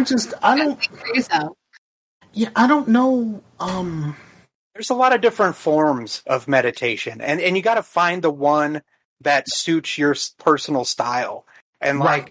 The stuff that me and Rachel tried, like it was like this breathing thing with like a little circle on a phone. I didn't consider it meditation because I wasn't going into myself and trying to discover what my issues were and how to fix them. Like I'm very technical. Like when something's broke, I gotta like know how the gears connect and how the pistons are moving, so I know which things. You know what adjust. I hate more than something breaking? It's something not working, and all of a sudden it gets better, and I have no idea how. Why it got better? Yeah, and I'm like, I don't trust this shit. Then you're always on guard. You're like, something's gonna happen. It all depends. If it's my shit, it was something directly connected with me. Like if my TV's fucking up and then all of a sudden the TV just starts working and I'm like, I don't trust this shit. But like, let's say Pooh Bear's computer. If Pooh Bear's computer is fucking up, then all of a sudden it's working. I'm like, great for me. I'm like, like that type of thing. So it depends. Like that I kind of go back and forth. I think for me, I have a very, very hard time. I'm a Virgo, so my brain works overtime. Like it works overtime. It is very rare that I am truly thinking about nothing. And even having a conversation, like I can have a conversation with you right now, like what I'm doing, but I'm also thinking of like 3 other things. I'm also thinking about watching Mass Effect videos. I'm also thinking about what I'm going to eat when this is over because Pooh Bear already made quesadillas for herself and didn't even offer to share them. And then like, like shit like that, like, I'm having all of these conversations with myself in my brain, especially about those quesadillas. Hey, if you come over again, I'll make you some quesadillas and because like you the type of motherfucker see like white people. See, y'all be doing stupid shit like you'll put some corn in it, like, and I'm like, oh come on, I don't want no corn in no quesadilla. Bacon in my quesadilla, bacon bits. And see, bacon bits I'm cool with. It's just gonna be the weird stuff. Outside. Oh, you put cheese on the outside so that it kind of crisps up the tortilla on the outside, and lots of cheese on the inside. I make good quesadillas. Not like well, Pooh Bear just learned, so we ain't got to that part yet. If you want just cheese, I'll make you just cheese. But I'll probably have a little bit of bacon or ground beef or something, and I'll have some sour cream and guacamole to dip it. But it'd be just for me. You can keep that. You can keep the sour cream and guacamole, especially the guacamole. Now you can have that. Yeah, I don't want that either. See, here's the thing. I don't even know what guacamole tastes like. I just know that it doesn't look appetizing at all. Like there was nothing that looks appetizing about guacamole. That shit I've said this before, like but that's what that's what a 5-year-old would say. Be like, that don't look good, but you gotta try it. You'll like it. It's like cauliflower. I have to play Yo-Yo Gabba Gabba for you. Cauliflower just looked like somebody bleached broccoli, and I'm like, nah, I'm cool on the cauliflower, dog. Those cauliflower like buffalo wings? No. Yeah, there was no. Never again. That was the worst decision I had ever made. I think like vegan shit like that is just like the worst. Like, first of all, vegans the worst. Am I right? Vegans are the worst. But like, when I hate the fact that like vegans always make shit that's like it tastes like meat, and it's just like, no, motherfucker, you say you ain't want no meat. So stop making shit that tastes like to supposedly taste like meat. Yeah, I don't like that shit either. It don't make no fucking sense. Don't make no Beyond fucking burger. No, fuck that shit. You shouldn't have no goddamn burgers. Like you said, you ain't want no fucking meat. Don't have nothing that tastes like meat. Don't have nothing that look like meat. I don't want nothing that smell like meat. Don't go anywhere near anything that has anything to do with meat. You say you wanted motherfucking vegetables, have those motherfucking vegetables, and stay the fuck away from my meat. Well, I've said that before to where, like, I don't like that shit either. Like, the only thing that's, like, kind of good is, like, the black bean burgers, and that's mainly just because black beans are delicious. But, there's so many amazing, like, vegan and vegetarian recipes. You don't need to make fucking vegetarian burgers. Okay, I'm gonna tell you something. I love vegetables, but I want them to taste like vegetables. Exactly. Okay, but I love meat, and I want it to taste like meat. Here's the thing about black beans. Like, how many things that we eat, right, have the word black in it, and it's actually good. Like, you know what I mean? Like, blackened chicken breast. Blackened chicken breast. That just sounds like you just burnt it, and you just wanted me to. You know what I mean? Like, everything's better blackened. Everything's better blackened, especially music. Black Forest ham. Black Forest ham is good. Nah, dog. Like, I changed, like, because like now you invoking like trees, not only trees into this ham, but black trees. Like, no, thank you. I'm good. Like calm down. I didn't think it was going to taste good, but everybody else was like, no, that's really good because I'm honey ham. Honey ham is what I like. Ham with some, you know what I mean? Make some honey ham with some motherfucking some pineapples and some fucking brown sugar. You know what I mean? Like, I'm good there, but don't make no black forest ham. There's like cake that's Black Forest cake, and it's like chocolate and cherries. Yeah, but it's like okay, but then it's like when you have it, it's like, okay, this is maybe too much chocolate, and I know that's a sacrilege to some people, but this may be too much chocolate. Yeah, it's too, like, Black Forest cake is too much chocolate. Like, you know what I mean? Like, I think it's just a smidge too much. So that's what I'm saying. There's not very many black things that are appetizing. I mean, I'm just saying, like, you know. There's not very many things that have the word black in it that's appetizing. I don't like black cherry. Black cherry makes me nauseous. Yeah, I don't know what it is. Black cherry flavoring. I don't think I've ever had real, like, black cherries. Is black cherries actually a thing, or is that just the name of the flavor? But blue raspberry. Huh? Like blue raspberry. That's not really a thing. So is black cherry like blue raspberry? Right. But see, that got blue in it. It's not black. You know what I'm saying? Yeah, black raspberry sound disgusting. But blue raspberry isn't like there's no blue raspberries, is what she's saying. Is there black cherries, though? That's what I'm saying. I don't know. Is it? But, like, black cherry flavoring is disgusting to me. Like, it always makes me nauseous. Cherry is really hard because if you don't do it right, it just tastes like medicine. Yeah. Yeah. And some people's like strawberry flavoring tastes like Robitussin to me. It tastes like Robitussin. And, Robitussin is supposed to be when shit's fucked up. You know what I mean? And I don't want to drink something or eat something that tastes like shit is fucked up right now. I think I said this on the podcast before. One time we were having band practice, and then some guy had like some Code Red, and they were like, "Oh, try this Code Red," and I was like, "Oh, fuck, sure." And then it had like a bunch of rum in it, so Code Red and the rum tasted just like Robitussin. I was like, "What? Just give me Robitussin?" It's like, no. I don't know. Like, see, here's the thing. Like, people who drink lean and stuff like that, it's just kind of like, I don't know if I want to drink cough syrup recreationally. That doesn't sound like a good thing at all. He did. In the Marine Corps, we used to like robo trip all the time. Like, you buy like a couple of those big bottles of the DM, Robitussin DM or whatever, and you just like chug that stuff, and you end up like purging later, but then you go to like a different planet. You're like, gone. Well, this is like years ago that kids were putting cough medicine in their assholes. Butt chugging? Yeah, butt chugging. They were butt chugging cough syrup and getting real fucked up. Like, real fucked up. They were butt chugging.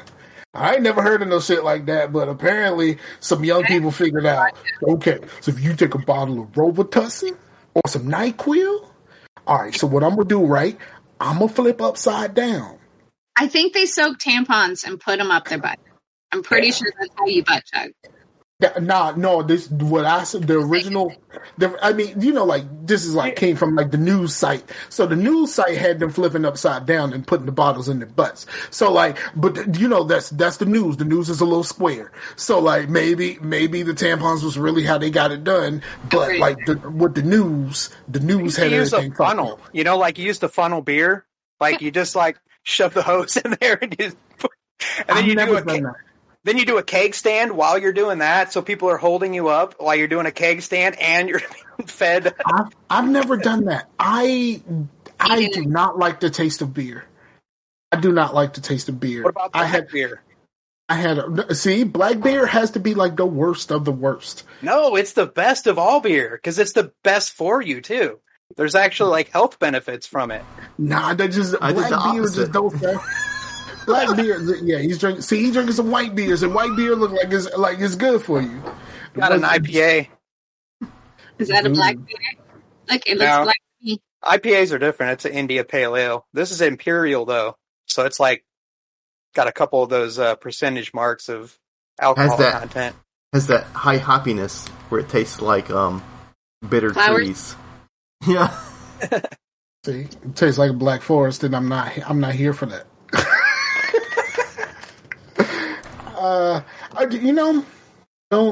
I can't think of anything with black in the title that I actually like. Think like this tastes really good. You know what I'm saying? And you don't say black beer, you say dark beer. So yeah. I'm never be like, I want me a black beer. Sounds cool, but it sounds cool to have. It does not sound cool to drink. Well, there's a black ale. There's black ale. I've had some of those. Yeah, see, like it sounds dark cool. Beers like are like they're more of like the Guinness and stuff like that.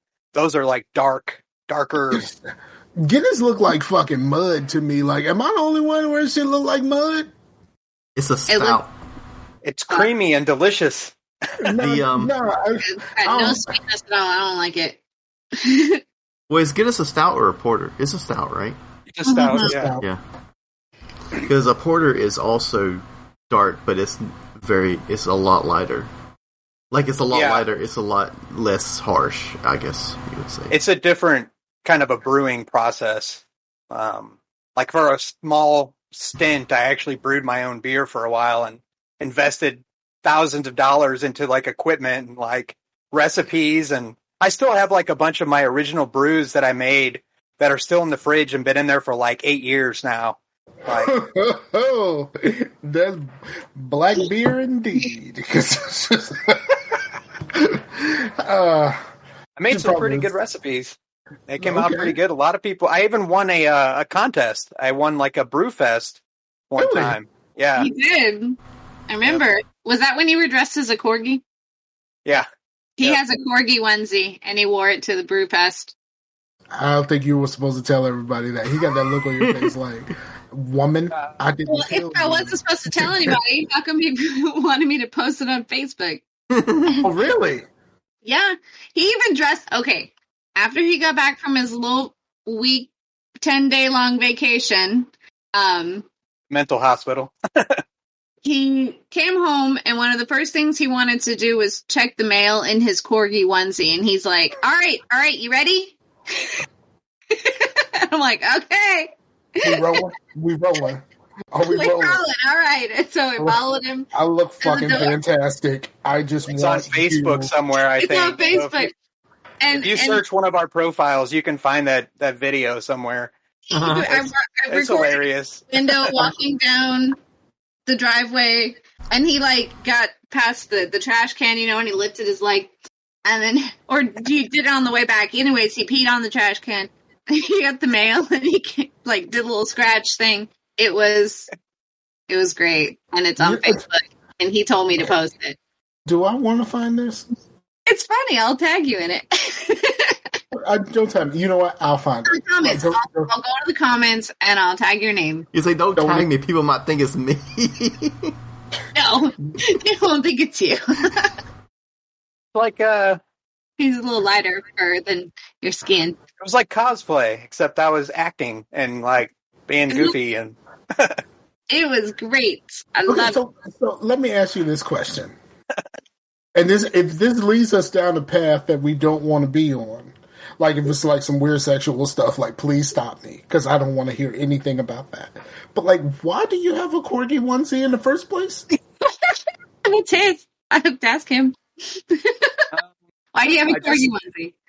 It was probably I've had it for a long time, I think, but I was probably online looking at people's cosplay creations and stuff, and I ended up on this one website, and they had all these different kinds of onesie jumpsuit things that had the hood with the eyeballs and the ears sticking up, and a little tail on the back. It's got a tail, and the corgi one jumped out to me because I used to have a corgi, and he ended up dying, and we had to put him to sleep I just felt horrible. That was one of the losses in my life I suffered because I just missed that dog so much. Mm-hmm. But his name was Ein, and he was based off the character from Cowboy Bebop, the anime. Okay. And he looked just like that dog, that little corgi. Ever since I saw that anime 25 years ago, I wanted a corgi. And so I don't know if it was 15 or 16 or 17 years ago, I got one. And he was my best friend for a few years, and then crazy stuff happened. So anyway, I love corgis, and I saw this website, and I saw the corgi onesie, and I'm like, I gotta have that. And so, I ordered it, and it showed up. So let me ask you this. So do you occasionally put that on and tell your wife, I need you to come up to me and say walkies in a very high-pitched voice? Sadly, no. He does not. And I will just follow. You say walkies, I will follow. No, okay? But maybe we should get a leash and a collar. I would totally do some shit like that. I would totally do some shit like that. Fucking lead me. You know what I mean? Long as I end up where I'm trying to go, I'll wear a collar. I ain't got much of a neck, but come on, I'll wear a collar. We can get this done immediately. So no, very, very innocent. His ownership of the corgi onesie. But that's cool. Rest in peace to your dog, sir. I should wear it more if I'm doing game streaming though, because if I'm we did one last October, I think, for Halloween, and we did a joint gaming stream, a live stream, and we all wore costumes, and I didn't really have a costume, so I just wore the corgi onesie, and it looked cool on the stream, so I should do that. Yeah, gamer girls wear those things. Yeah. There's this one lady that I watch, and every time she puts out a video, she's like all like makeuped up and stuff like that, right? So I've been a subscriber of hers in a long time, but she posted these pictures of her. She had a toothache. She had to get her wisdom teeth pulled.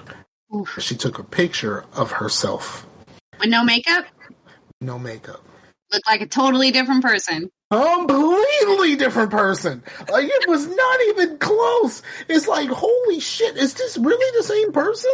Like, the hair was a little undone. Like, you know what I mean? She had fucking toothache. You know, them shit's fucking painful. So, like, she had wisdom teeth pulled. Like, she was not having a good day, but she posted the picture to be like, look, I'm fucked up right now. I can't put out these videos. Like, when I'm able to talk. You did see the lady without the teeth that, like... Over on TikTok? Yeah. Her change is incredible. Incredible. And that's why I be telling... Makeup can do magic when you know how to do it. Yeah, but if I was really out here in these streets, in these dating streets, like, I would have all the trust issues. Like, I need to see you, like... You know what I mean? I need you to stay the night. Like, I need to see you when you wake up in the morning. Like, but I need to wake up first. You know what I'm saying? Like, you know what I mean? Like, before having to go run to the bathroom, put on her face. Yeah, before you put on your face, I need to see what your face look like before all that. For real. I need to see all that, every bit of that. Like, nope, can't do it without it. And Ace. Yeah. If you haven't, no spoilers, because I know at least Matt's seen this. Suicide Squad is fucking amazing. Oh, we watched that last night, I think it was. It was fucking amazing. Now, it was a lot of fun. I've got it on Plex. So it took a whole bunch of Marvel motherfuckers to make a good DC movie. Because there's a lot of Marvel actors or people who have been in a Marvel movie or so that's in this, including Stallone, who does pretty much the best job in the movie. Stallone is King Shark, and Stallone does the best job in the movie. Period, hands down. He's the best actor. He should get an award for that. Because unless somebody tells you that was Stallone, or like you knew that going in, you had no idea that was Stallone. Yeah, at the end of the movie, Matt's like, "Wait, that was Stallone?"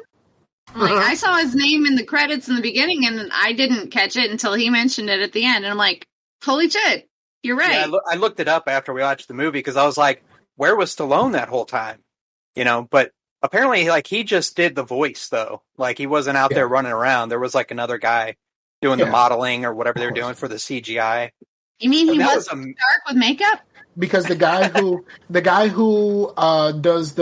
mocap and the voice for Weasel, and then he also has a brief section as Calendar Man. Like, when they're in prison and he has, like, the mumps tattooed across his forehead. He's also the guy who does the motion capture for Rocket Raccoon in the Guardians movies. Oh, he's the director's brother, and like and then he also plays the other guy that's next to what's his name, the guy with the arrow and the thing, that was also in this movie. See, like, they're all in this movie. Like, you know what I mean? Even Stallone was in a fucking Marvel movie. Almost all of these people were in Guardians of the Galaxy of some sort. The chick who plays Mantis, was even in this movie. She had a brief cameo as the chick in the red at the club. Like, almost like a lot of them have been in a Marvel movie, and then even the movie has 2 Marvel directors in it. James Gunn? Gunn is the guy who's directing, but Taika Waititi is Ratcatcher, the dad. Isn't he doing the new thing on Hulu or whatnot, or Amazon, or the Reservation Dogs? Is that him? I don't know. I think that's on Hulu. I haven't seen it though. I know he's behind. I know he's behind Free Guy.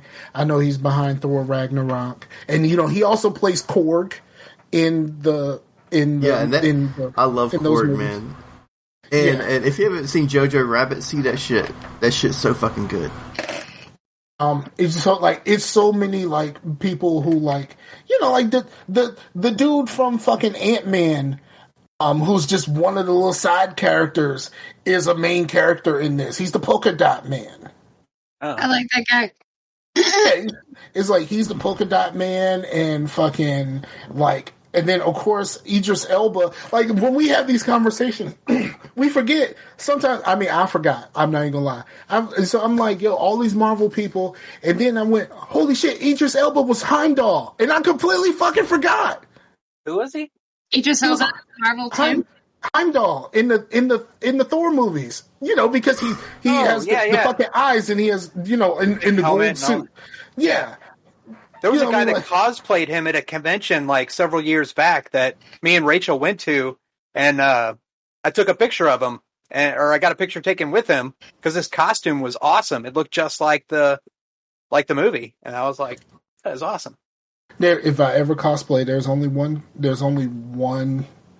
thing I would ever do. Prince. Oh, fuck that. It's Coach. I told you. I told you. I know it's Coach. It's Coach. Coach from Left 4 Dead 2. I think that's the one that fits me perfectly.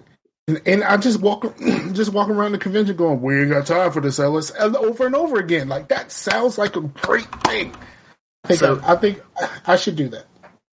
Well, give me a Ellis. Well, Left 4 Dead 2 is a video game. So speaking of those, you guys played any video games? I tried to play Back 4 Blood. I couldn't get in on PC. I couldn't get in on Xbox. Shit was just kind of fucked up for me, and I was mad because I really wanted to play. Yeah, I haven't played anything in a long time. I've been sitting it out for since I think it was last November. I did a 24-hour stream for the Extra Life thing, and it just burnt me out bad. I've played a couple times. I've played Terraria with my son, and we did that on a stream a couple months ago. But other than that, I haven't played anything. What? I made you play Soul Calibur with me a couple times. Oh, yeah. Yeah. Fam, I'm going to tell you something. If I ever got into doing live streams for Extra Life or something like that, I'm not doing the 24 hours. I'm doing 212s. That's what I do. I'm not doing 24. Yeah, I'm doing what Chase does. I'll do 212s, do 212s in a weekend, but I'm not doing 24. There's no Extra Life police that says you have to. I don't even know where the 24-hour thing come from. But really, you have to do 24 hours in a row? Most people do, but there's no rule. When I first heard of it, I thought that it was just you played a few hours at a time, and within this time frame, you played 24 hours. Yeah, no, people will play for 24 hours straight, yeah. Crazy.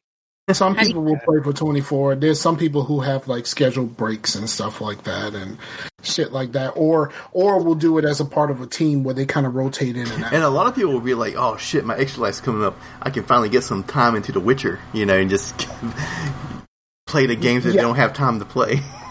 Yeah, that I don't know if I would watch. Okay, I'm lying. I would totally watch a 24-hour Mass Effect stream, but because I'm pretty much doing that now, I would totally watch some shit like that. I wouldn't watch it straight, but I totally would tune in to a large chunk of it. But yeah, I like the idea of people having a team. Now, here's the problem with having a team. You gotta be around your sweaty, stinking homeboys for 24 hours. And even if y'all in the house and then somebody go take a nap or something like that. Speaking of just not even the Extra Life thing, if I was 21 and I had roommates, dude, I would totally be like, hey dudes, just have a 24/7 streaming thing to where that's what marathon. We do. That's what we do all the time. It's always live, but we just take. And that could probably start getting views because at some point, no matter whose schedule, you're live for it. Yeah, I would love. I think I would love to really, really sit down and be a streamer. I just don't think I have the time for it, and I don't have the setup for it. But I would love to be a streamer. I don't have the patience for it because I'll play games and I'll be like, oh man, I need to stand up and walk around, maybe listen to some podcasts or something. I just get I just can't my attention marathon span. game. I can't like focus on one game for too long. Like even during my 24-hour stream, I probably played like 8 games. Like I kept switching between them, and like at the same time, I would play one of them, and I would go for like 3 or 4 hours, and I'm like, okay, I'll stop and take a break when I get past this one point that I'm trying to get to, and then I'm like, you know, I'll get past that point, and then I'm like, well, maybe I can keep going a little longer, you know, and I'm like pushing myself. You know, I don't like to feel like I'm having to push myself to do something I'm enjoying. You know, like if I'm enjoying it, I should want to keep doing it. But like, I scheduled things to where it would be like 24 hours. If I do 2 hours per game, that would be 12 games. Yeah. So I picked 12 games and math. So I picked 12 games and then I would like pretty much stick to that, you know, and then that would keep it fresh and whatnot. And yeah, that's what I should have done. Did it. But yeah, I have some gaming updates or whatnot. I finished the medium, which, and another thing, when I finished the medium, I was like, motherfucking fuck COVID, because I was playing this back in like January, and then I got that, and then after that, I kind of just lost interest in wanting to play it. So, and that was in January. So now it's August. I played it one time, one sitting, and I finished it. And I was like, I was that close to fucking finishing this game, and I just never did it because I was just like, it had just been so long to where I kind of didn't know what I was doing or whatnot. But I knew what I was doing once I started playing. But yeah, I ended up finishing it. And I've been playing a game called Scarlet Nexus. I'm still playing that, which is kind of a JRPG. I mean, it is a JRPG in the fact that it's a Japanese game and it's an RPG, but it's not a traditional JRPG where it's like turn-based. It's not a game like Final Fantasy or Persona or something like that. It's I mean, you do have skill trees and all the RPG kind of stuff, but it is definitely very anime oriented. But the action, the fighting is very frenetic and high action. You know, you're like slicing and dicing and like throwing things with telekinetic powers and whatnot. It's really like, good. Have you tried Genshin Impact? No, it's not even that close to an RPG, a JRPG. It's more. It's not like Devil May Cry, but that's where I would like say like Devil May Cry is definitely a very Japanese thing, but it's very action oriented. It doesn't play like Devil May Cry, but that's the only thing I can really think of that's kind of a thing. But it's what's up? You'll have to send me links to those so I can check them out. Yeah, it's a good game. But I got to Chapter 3 in Red Dead Redemption. So that's where I was on the Xbox because I rebought it on the PC because my Xbox is now in my son's room, and I was like, man, I never got to finish Red Dead Redemption 2.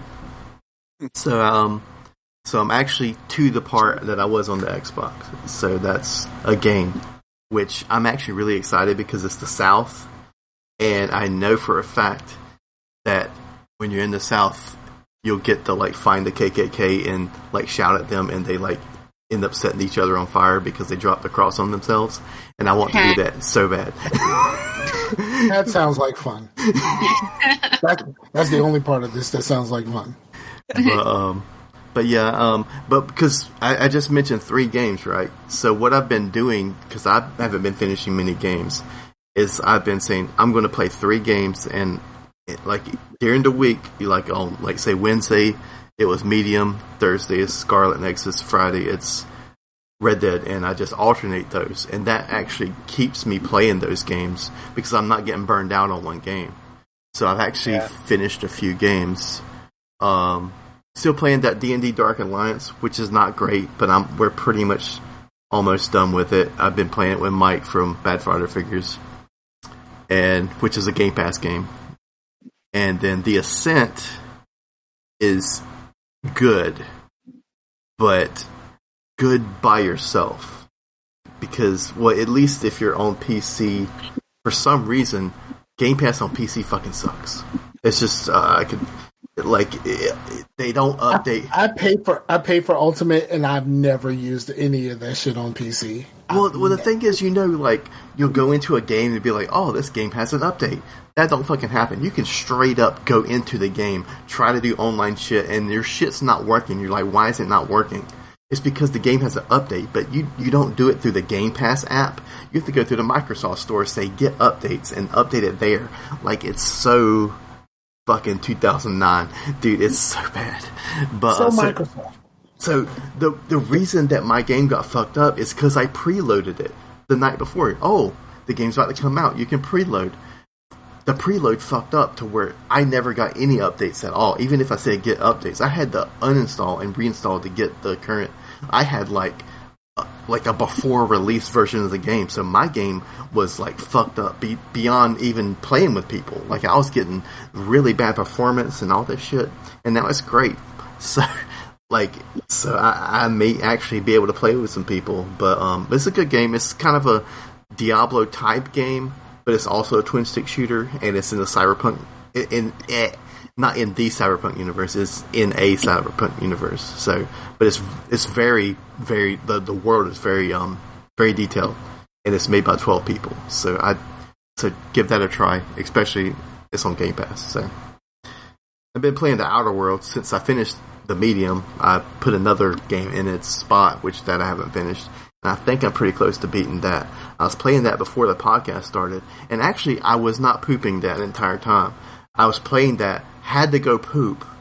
I was in the middle of a what you call it? Like a boss battle? No, a conversation thing. To where go ahead and try to talk your way out of like trying to talk about how you were. I was in a conversation, so I come back out, and then I had to like get through the conversation before I can save. And once I got there, I saved and came on the podcast. But that only took me like 5 minutes. Most of that was pooping. But we don't believe you. Mm-hmm.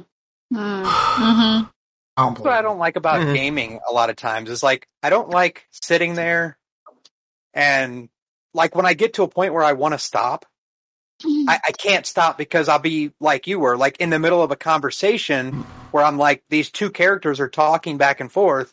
I've got to wait till they get done to move on to the next point so I can save the game. And like, usually it's right in the middle of a conversation where I'm like, I'm tired of playing this and I want to stop, but I got to keep going to get to that save point or I got to go back and like, all over again. Talky shit. I hate games when you watch the conversation. Who cares? Another thing is like how in the Scarlet Nexus the conversations and stuff would like the cutscenes would happen, but you can't pause. Like in Red Dead, like cutscenes, conversations, you hit pause, it pauses. And I'm like, more games should do that shit. If you're in a cutscene or you're in a conversation, I should be able to pause so I can do what I need to do.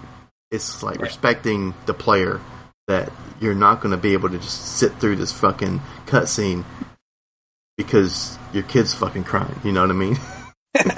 Your house is on fire or something. You're like, damn it, it's burning, but I gotta get through this fire. I think the only thing that I really can't stand is like when you're playing a game and you pause it and the music still keeps going. So like somebody call you and be like, "Are you playing a video game?" No. Like, you know what I mean? Like, you gotta try to play it off or like mute your TV or something. Well, at least if it's like something somber, but you like pause it in the middle of a boss fight, it's like like the whole time. Right, and that is annoying to me. The rest of it doesn't bother me that much, but that part bothers the shit out of me. Like, yo, if I pause the game, then I need everything to stop right now, including this fucking music. Yeah, I need everything to stop right now. So that shit's annoying. Rachel's a gamer. She plays phone games. You know what I hate is that my phone gaming doesn't count as being a gamer because I'm on these games all the time. All the time. they count. What happens is a lot of like people who play games on their phone, they don't consider themselves gamers because they don't, they consider gaming to. I need a controller. I need a controller with 20 buttons to be one of y'all. For companies, they definitely count because the mobile gaming and casual gaming is the highest revenue of all gaming. Like hardcore, say Red Dead Redemption 2 is like this much of gaming players. Yes, they said I saw a YouTube video where they said last fiscal year, mobile games made $75 billion. I play Candy Crush Saga. Really? Still? Yeah, the soda one. I play Best Fiends, like Friends without the R. I've heard of that through listening to podcasts that have commercials. The ads, yeah. My friend Karen suggested I play that. I have Bricks Ball Crusher, where you bounce the ball and you break the bricks. Cookie Jam and Harvest Solitaire, which is my favorite. And Harvest Solitaire, it's a gorgeous game. Here, you can't see it. It's too bright. Oh, there it is. Okay, my ex used to play Cookie Jam a lot. I can't stop. And then I have my streaks in the games. My longest streak is Time Hop though, and that's 4 years. 4 years. Every single day, check my Time Hop. But yeah, I play a lot of phone games, but not real games. I used to kick ass at Tetris Master, but I'm those kind of games. If you have my ass on Soul Calibur, those fighting games on PS4. Button masher. Button masher. If you because fighting games, my brother last podcast he said the fighting game to get right now is that Power Rangers one. Power Rangers. Yeah, he said it's really fucking good. He said he loved that shit. I was like, okay, Power Rangers fighting game, but no. Have you? Did anybody around you have a Switch? Matt has a Switch. Yeah, I have a Switch. Have you tried Tetris 99? That's what it's called? We've got so many game systems set up that, we don't ever use because whatever reason, I guess they're not connected. They're just there for looks. A lot of stuff here. No, they're all connected. I've heard good things about Tetris 99, and I think it's free if you have their online service. If you have Nintendo's online service, the eShop or whatever, or Nintendo account. Yeah, but it's like an online game where you and 99 people are basically in a large scale Tetris battle. Oh wow! Who can Tetris the fastest? Yeah, and it's like knocking people out through your Tetris mastery. I used to play Duck Hunt too. I'd kick ass at that game. Fuck Duck Hunt forever. Fuck that dog. Fuck that dog. Fuck that dog forever. There's a new horror game called Duck Season that's based on Duck Hunt. The ducks attack you? It's a VR game. And you shoot the dog. Good. I think the dog is the antagonist. And can I kick the dog? The dog has always been the antagonist. The dog is the reason why. I mean, come on. Let's be honest about this, right? When you play Duck Hunt, no one plays Duck Hunt unless you're right up on the fucking TV. You don't play Duck Hunt from a ways back. You got to be right there. If they're too close, so you can't hit. They come from the other side. But you have to have a comfortable distance, coffee table, not couch. Nah. Yeah. The trick to Duck Hunt though, the trick to always shooting the duck. Hit, no, the trick to always getting a hit is to on those old tube TVs is you turn the brightness all the way down and the contrast all the way up, and then you could just shoot the gun anywhere you want and it always hits them. That's a old hack. I think that's called cheating. That's called cheesing. No, we can call it cheesing. We're not going to call it cheating. That's cheesing. That's cheesing the system. He cheesing. But that's all good. On a magazine or something. That feels like cheating to me. Yeah, it's a little cheesy. I also stood a bit back at the coffee table level. But to be honest, after all these gaming technologies that's come out, I mean, for it to register a shot through your TV with this light gun thing is still kind of amazing to me. I mean, I don't think it would work on a modern day TV. It doesn't work on the. Yeah, it has to be a tube TV, but it's still very cool technology, I think. Ooh, I played Pip too. That was fun. But the last thing I played was Back 4 Blood. That Scar said that he never got to play because he couldn't get a connection, or I don't even know what was wrong because you couldn't even play by yourself, right? No, I never tried to play by myself. Well, actually, they won't let you play by yourself because if you set up a mission, they try to match you with people. I just couldn't play with people. If there was a way for me to play by myself, I would have tried it. Because when I'm just walking around the area, I'm fine until I try to connect with someone and then everything just kind of fucks up. So I never got to play on PC or Xbox. So a lot of people are very hype about this and they said that it was a good time. Once they figured out how to play, they said it was a really good time. I have some things to say that's not as much of that, but yes, it was overall a good time. I know that it's a beta, right? There's definitely things that can be patched out, like the internet stuff. Don't try to decide we're already over 2 hours. Well, I mean, hey, we got guests, but the thing is I guess. But you're talking about something that only you experienced because I couldn't. So, well, right. But I'm telling you about it. The internet thing, the connection issues can be patched out. Like things like, I don't know, hit detection or lag or whatever can be patched out. Like guns not performing right or need to be buffed or debuffed can be patched out. Right. There's some things that I think are like just need to be completely reworked. For one, they just need to get the fuck rid of that card shit. It's way too fucking. It's not too complicated. It's just unneeded. Like why? But in this beta, they don't actually have anything that really explains it. Right. It's just so maybe a tutorial. But why do we need a deck building game inside of a Left 4 Dead type game? So we don't call it Left 4 Dead? But they've been calling it Left 4 Dead. They've been calling it a spiritual successor to Left 4 Dead since the beginning. And also in the beta come out, they're like, this isn't really like Left 4 Dead. They're like, oh, it's not supposed to be Left 4 Dead. It's not Left 4 Dead. It's Back 4 Blood. You're like, dude, Left 4 Dead, Back 4 Blood. You know what you were doing, and now you're trying to backpedal. Come on. But I think you add something in it so you don't get sued. I would totally. You know what? Card system. We do upgrades and shit through a card system, so we don't get sued. But, you know, there's the things like, there's 50,000 types of guns, right? Mm-hmm. In Left 4 Dead, what made it popular and what made it great is its simplicity, right? You just killed zombies, you had fun with your friends. The things that, like, made it interesting was the director that would fuck with shit. You know what I mean? That's what made it fun. And also the versus campaign and stuff really kept it going to this day, right? But this is, like, too much fucking shit, man.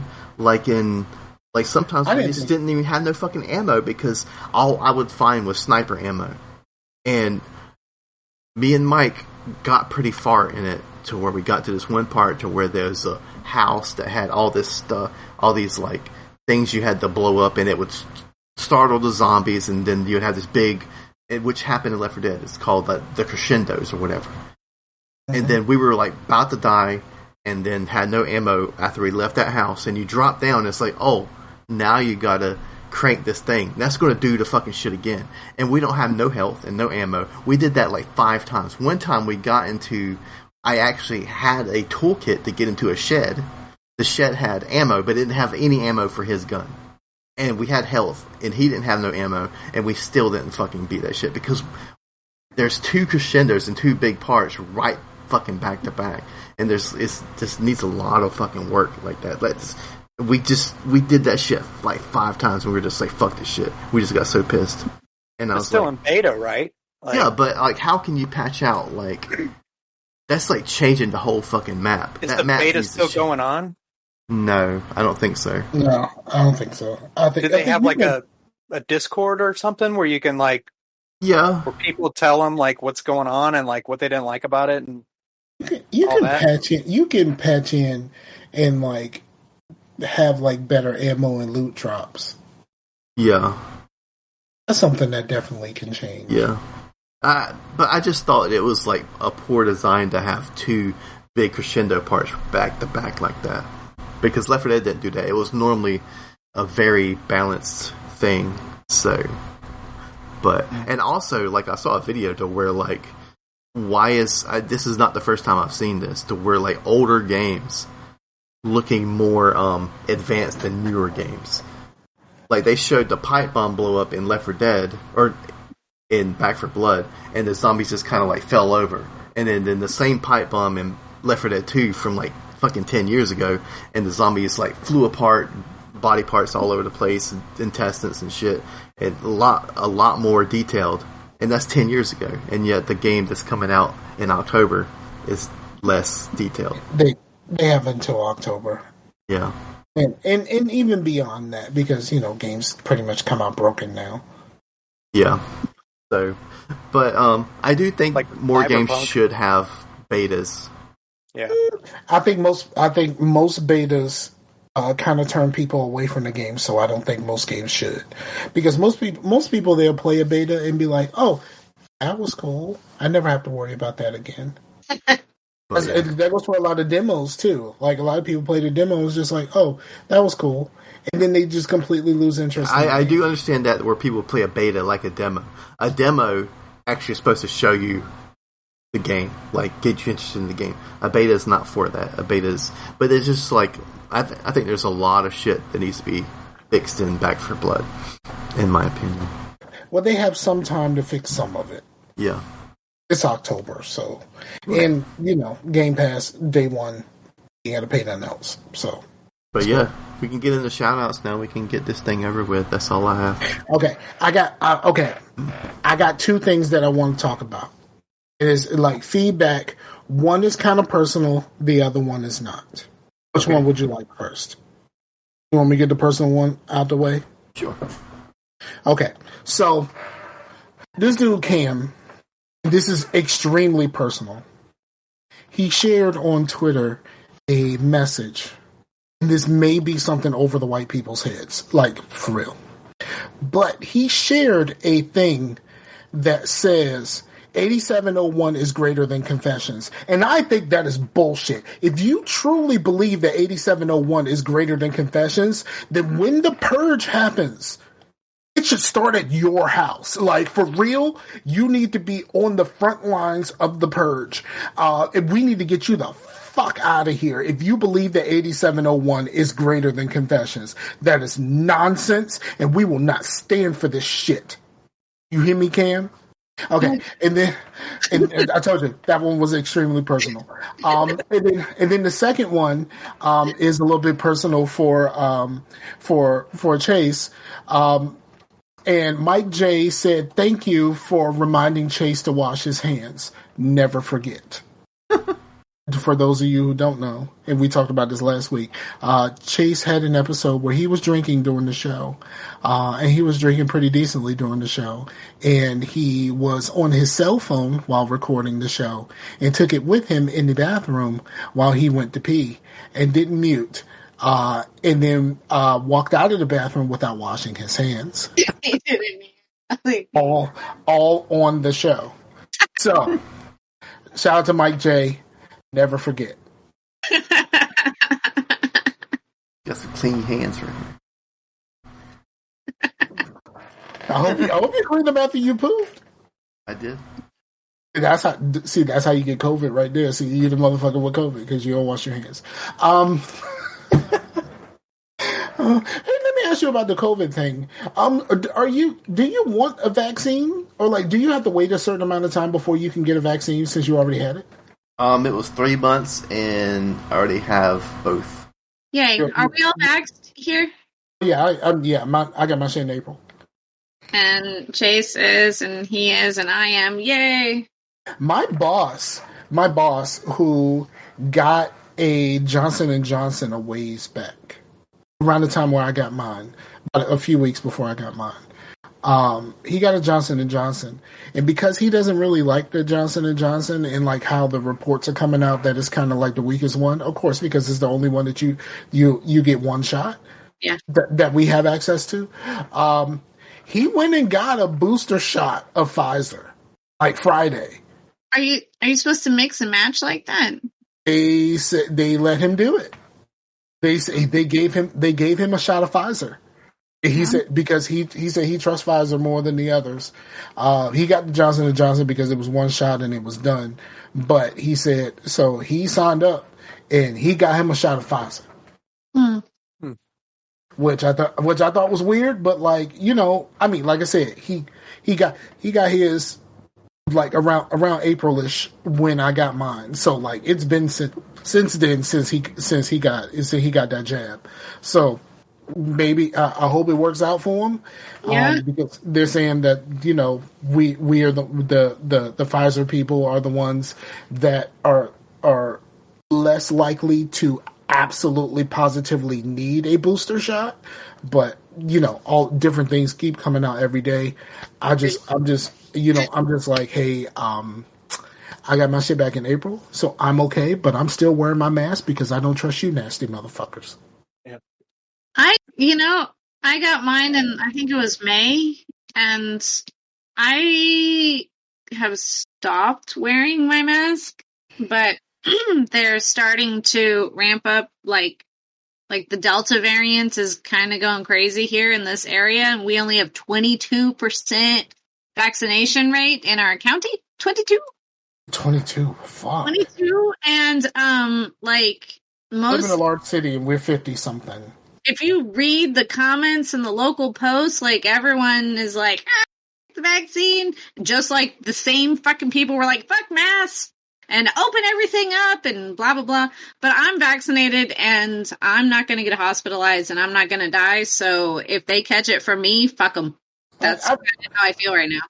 I feel like that sometimes, but I also feel like... But if they tell me to wear a mask in a store, I'll wear a mask. Yeah, I feel like that, but I also feel like, you know what? At the end of the day, I'm looking out for me. This mask I'm wearing is for me. It's not for you. I know that it's supposed to be me protecting all of you, but you know, because I could be asymptomatic carrier, blah blah blah, whatever the fuck.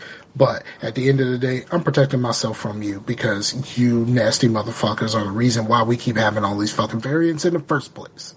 Yeah, I'm thinking I should probably start wearing a mask again, but again, I'm not going to be hospitalized and I'm probably not going to die. And at work, we have a larger space between me and the very few customers that come in to the auto shop. Usually they just drop it off and I never see them. But we never go anywhere either. We never go anywhere. If I go anywhere, it's to Dollar General and it's at not busy times. But last time I went, I was the only person in the store not wearing a mask, and that was fucking weird. That was really weird. Yeah, I've never had that situation. There's been times where I was the only one that was. Like, when Texas opened back up, because, you know, Texas is kind of first to be like, no, fuck these masks. I started seeing that a lot. And, like, I would go to a place and, like, everybody is looking at me like, why you still got on your mask, sir? What? Well, Rojas said that he went to a mom and pop hardware store and like that dude was like banning people for. Yeah, your sound cut out. Rojas went to where? He went to a mom and pop hardware store. Okay. And then he said that like that dude was like would not let people in his store if they were wearing a mask. And that I can see that happening around here. Honestly, I could definitely see that happening around here. Because the people that's weird. That's weird. But then again, like, you know... You got the governor saying they're not allowed to mandate masks in, like, I think Texas, definitely. And I'm pretty sure Parsons here in Missouri said the same shit. Like, schools are not allowed to mandate it or they're not allowed to. Like, and they're not saying anything about you should get the vaccine. They're just saying you can't make people wear masks. Meanwhile, the governor of Virginia be like, okay, so if you work for the government, there's gonna come a time real soon. But isn't that if you want to keep working for the government, I'm gonna need you to get that jab. They're telling the military guys they have to get it now too. Well, wasn't the you were saying that they're not allowed to do? They're not allowed to mandate masks. Right, but wasn't the whole thing about personal freedom and? It's only personal freedom if it's something you believe in or agree with. Yeah, I mean, see, for me, I don't see what the big deal is about a vaccine, because for the past 100 years, we've had to get back. If you're in the military, they jack you up every year. I had a fold-out shot record that was like this long. It was as long as a CVS receipt, and it had a list of every vaccine, because you're traveling around the world constantly. So you're going to all these foreign countries, and you can't be taking stuff back and forth. And all these viruses are always mutating constantly. So the vaccines are there to protect us from, so like the flu shot, basic flu shot is revised every year. You're supposed to get it every year because the virus is mutating out there ever since 100 years ago when the influenza virus came out and killed like 1 million people. Like, all these anti-vaxxers, I don't get it, because I've been shot up with all these vaccines, and then I'm fine. It's simple. It's simpler than it's simpler than that. All these anti-vaxxers, right? And some of them, I'm like, motherfucker, we went to school together. You went to public fucking school, so that means you had to have all of your fucking vaccines. Like, and that shit had to be signed off for you to even fucking be here in fucking school. Mm-hmm. Like, so like, you're trying to say that you're anti-vaccine, but like, bro, you went to public school. Up until now, you've had them all. You had your vaccine. And then also, there's another joke. I want to get this joke in, because every time someone mentions CVS receipts, I totally think of this joke. Okay, ready? Here we go. The Earth, right, is 24,901 miles around, or 4 CVS receipts.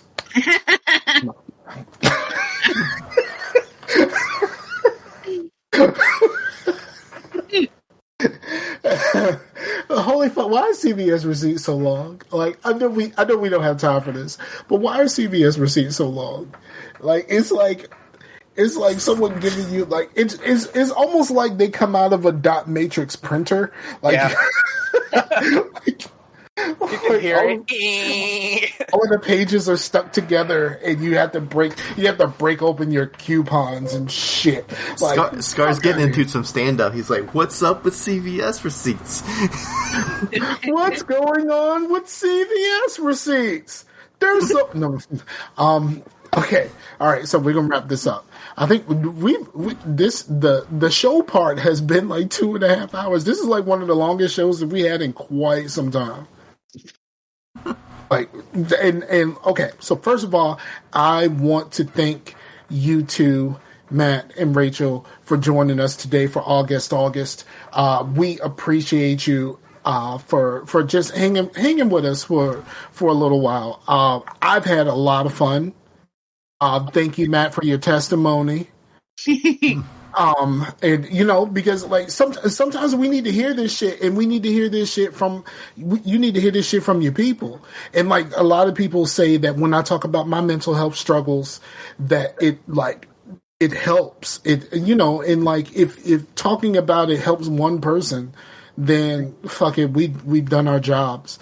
And we keep just trying to reach people. And like, the most important thing about mental health struggles is, like, a lot of us are going through this shit, and you are not alone. Because I know a lot of times when you're in the middle of this shit, you feel totally alone. Yeah.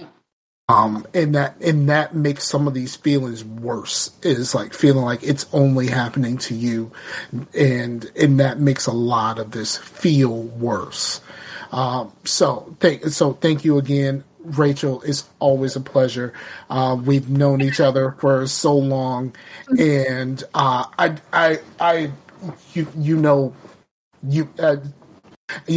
fuck these two dudes. Like, we family. Yeah. When it comes to this internet shit, like, we family. So I will always appreciate you. I will always cherish you. When it comes to any of this, I'm always wanting to be a guest. Word up. We'll definitely have you back, and we'll talk about some Cookie Crush. I call it Cookie Crush. But we'll talk about why you force yourself to play a game that is punishing you on purpose, and you just keep going back over and over again to punish yourself over and over again, those fucking block breaking games, and you're just like, hey, I'm getting through the block breaking games, and then the big red one with like 500 just kind of shows up, and you're like, what the fuck, game? Suddenly it's way at the fucking bottom, and it's like, holy crap, how am I supposed to get this? And then you die. Yeah, that type of shit. So we talk about the psyche. We need to talk about the psyche of someone who forces themselves to play these types of games, because no matter what you think about it, you are a gamer. You can feel proud about that. I don't, but you can feel proud about that. I can. All right. you can feel included. But I mean, I'd rather, instead of torturing myself that way, I could just punch myself in the nuts. I would feel much better about myself instead of playing all of these games that are designed to punish me. And I keep going back. I could just punch myself in the nuts and just be like, okay. I think torturing myself is a thing. I think it's a fetish I might have. I think maybe. Yeah. I think I've seen it. I've seen it firsthand. I've seen it firsthand at home. And I'm just like, why do you keep doing this to yourself? I can't stop. Can't stop. Won't stop. Can't stop, won't stop.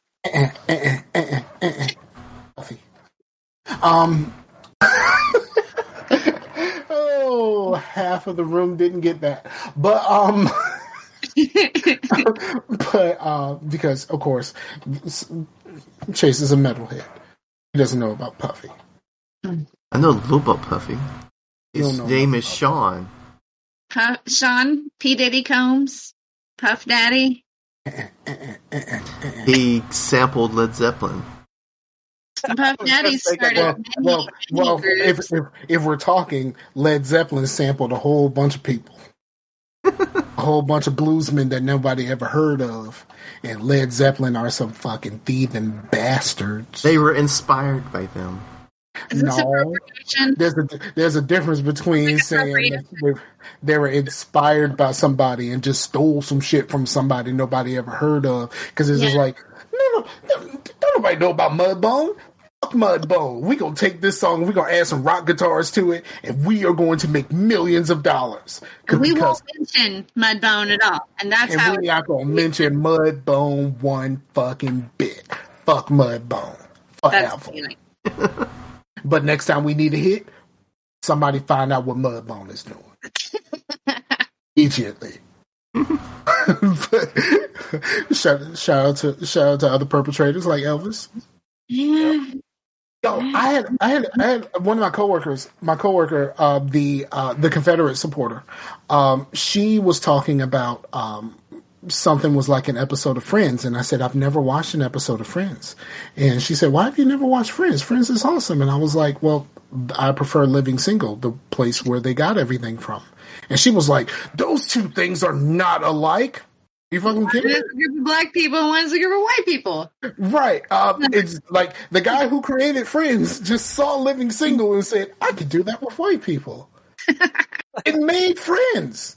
Like, that's where Friends came from. The guy who created it readily admitted he saw Living Single and said, I'm going to do that with white people.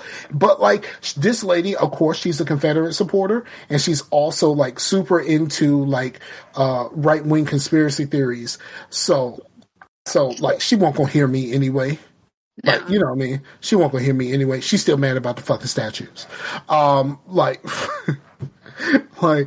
For real, someone said if you're upset about the statues being taken down, you're either a racist or a pigeon. I don't see no feathers. Right. Okay, I completely lost my train of thought because I started tangenting. I tangented. Yeah. Oh, I was closing the show. Okay. Thank you to everyone else that will be listening to the show.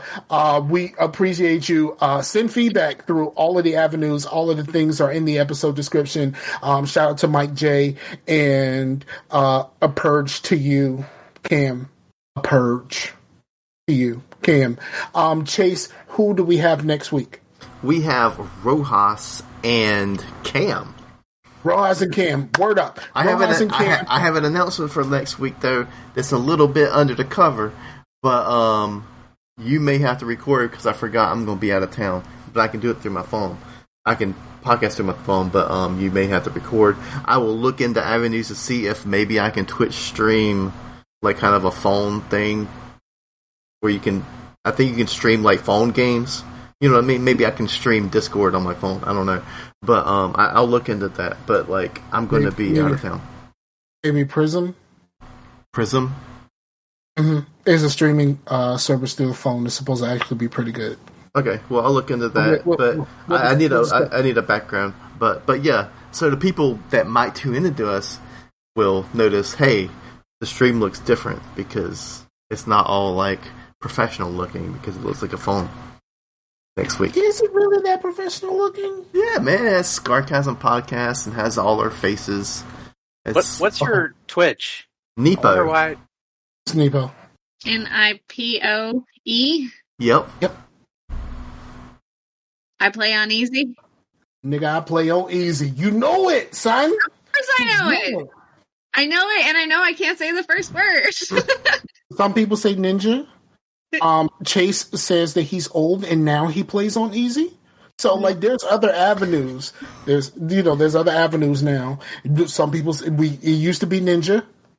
Was the safe way to say I used to be part of the Mile High Club, but now I play on easy. With that said, thank you everyone for checking out the show. Thanks for having us. Thank you. With Cam and Rojas. Did y'all want to get some shout outs? Like before we split, do y'all want to get some shout outs to some people? Yeah, get some shout outs, y'all. Can I just mention a few books that I've been reading that have helped me out? Okay, man. Your Psilocybin Mushroom Companion is a great book by Michelle Janakian, but it's Janikian. Michelle. That one's good. I read through that in like 2 days. Like, it was so amazing. Like, because it goes back, it explains like the history of like mushrooms and where they come from and what cultures used them and stuff. How to Change Your Mind by Michael Pollan. He's been doing a lot of good research. He actually wrote books about cooking and stuff. He was like a chef for a long time, but he started doing research into psychedelics and passing the word on that. And then, of course, the Psychedelic Explorer's Guide by James Fadiman. He's a big name, and our new psychedelic renaissance. It's kind of like the Hitchhiker's Guide to Psychedelics. You know what I'm saying? Like, you know what I'm saying?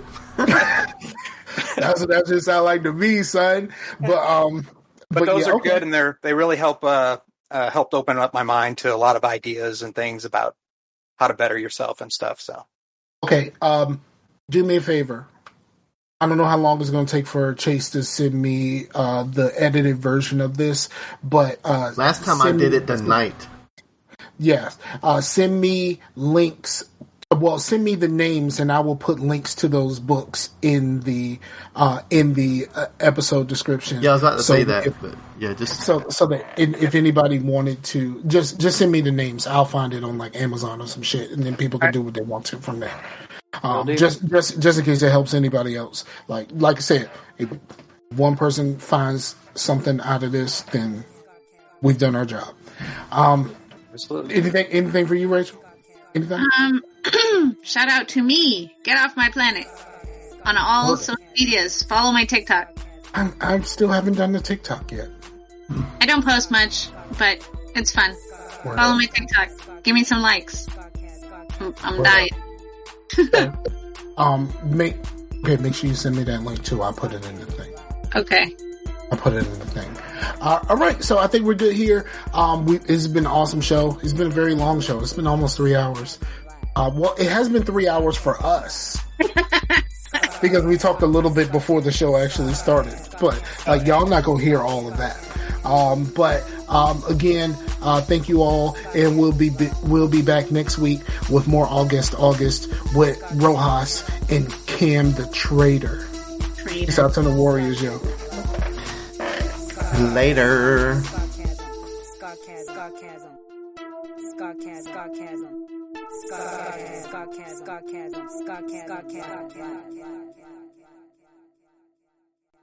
I like that shit, yeah, boy.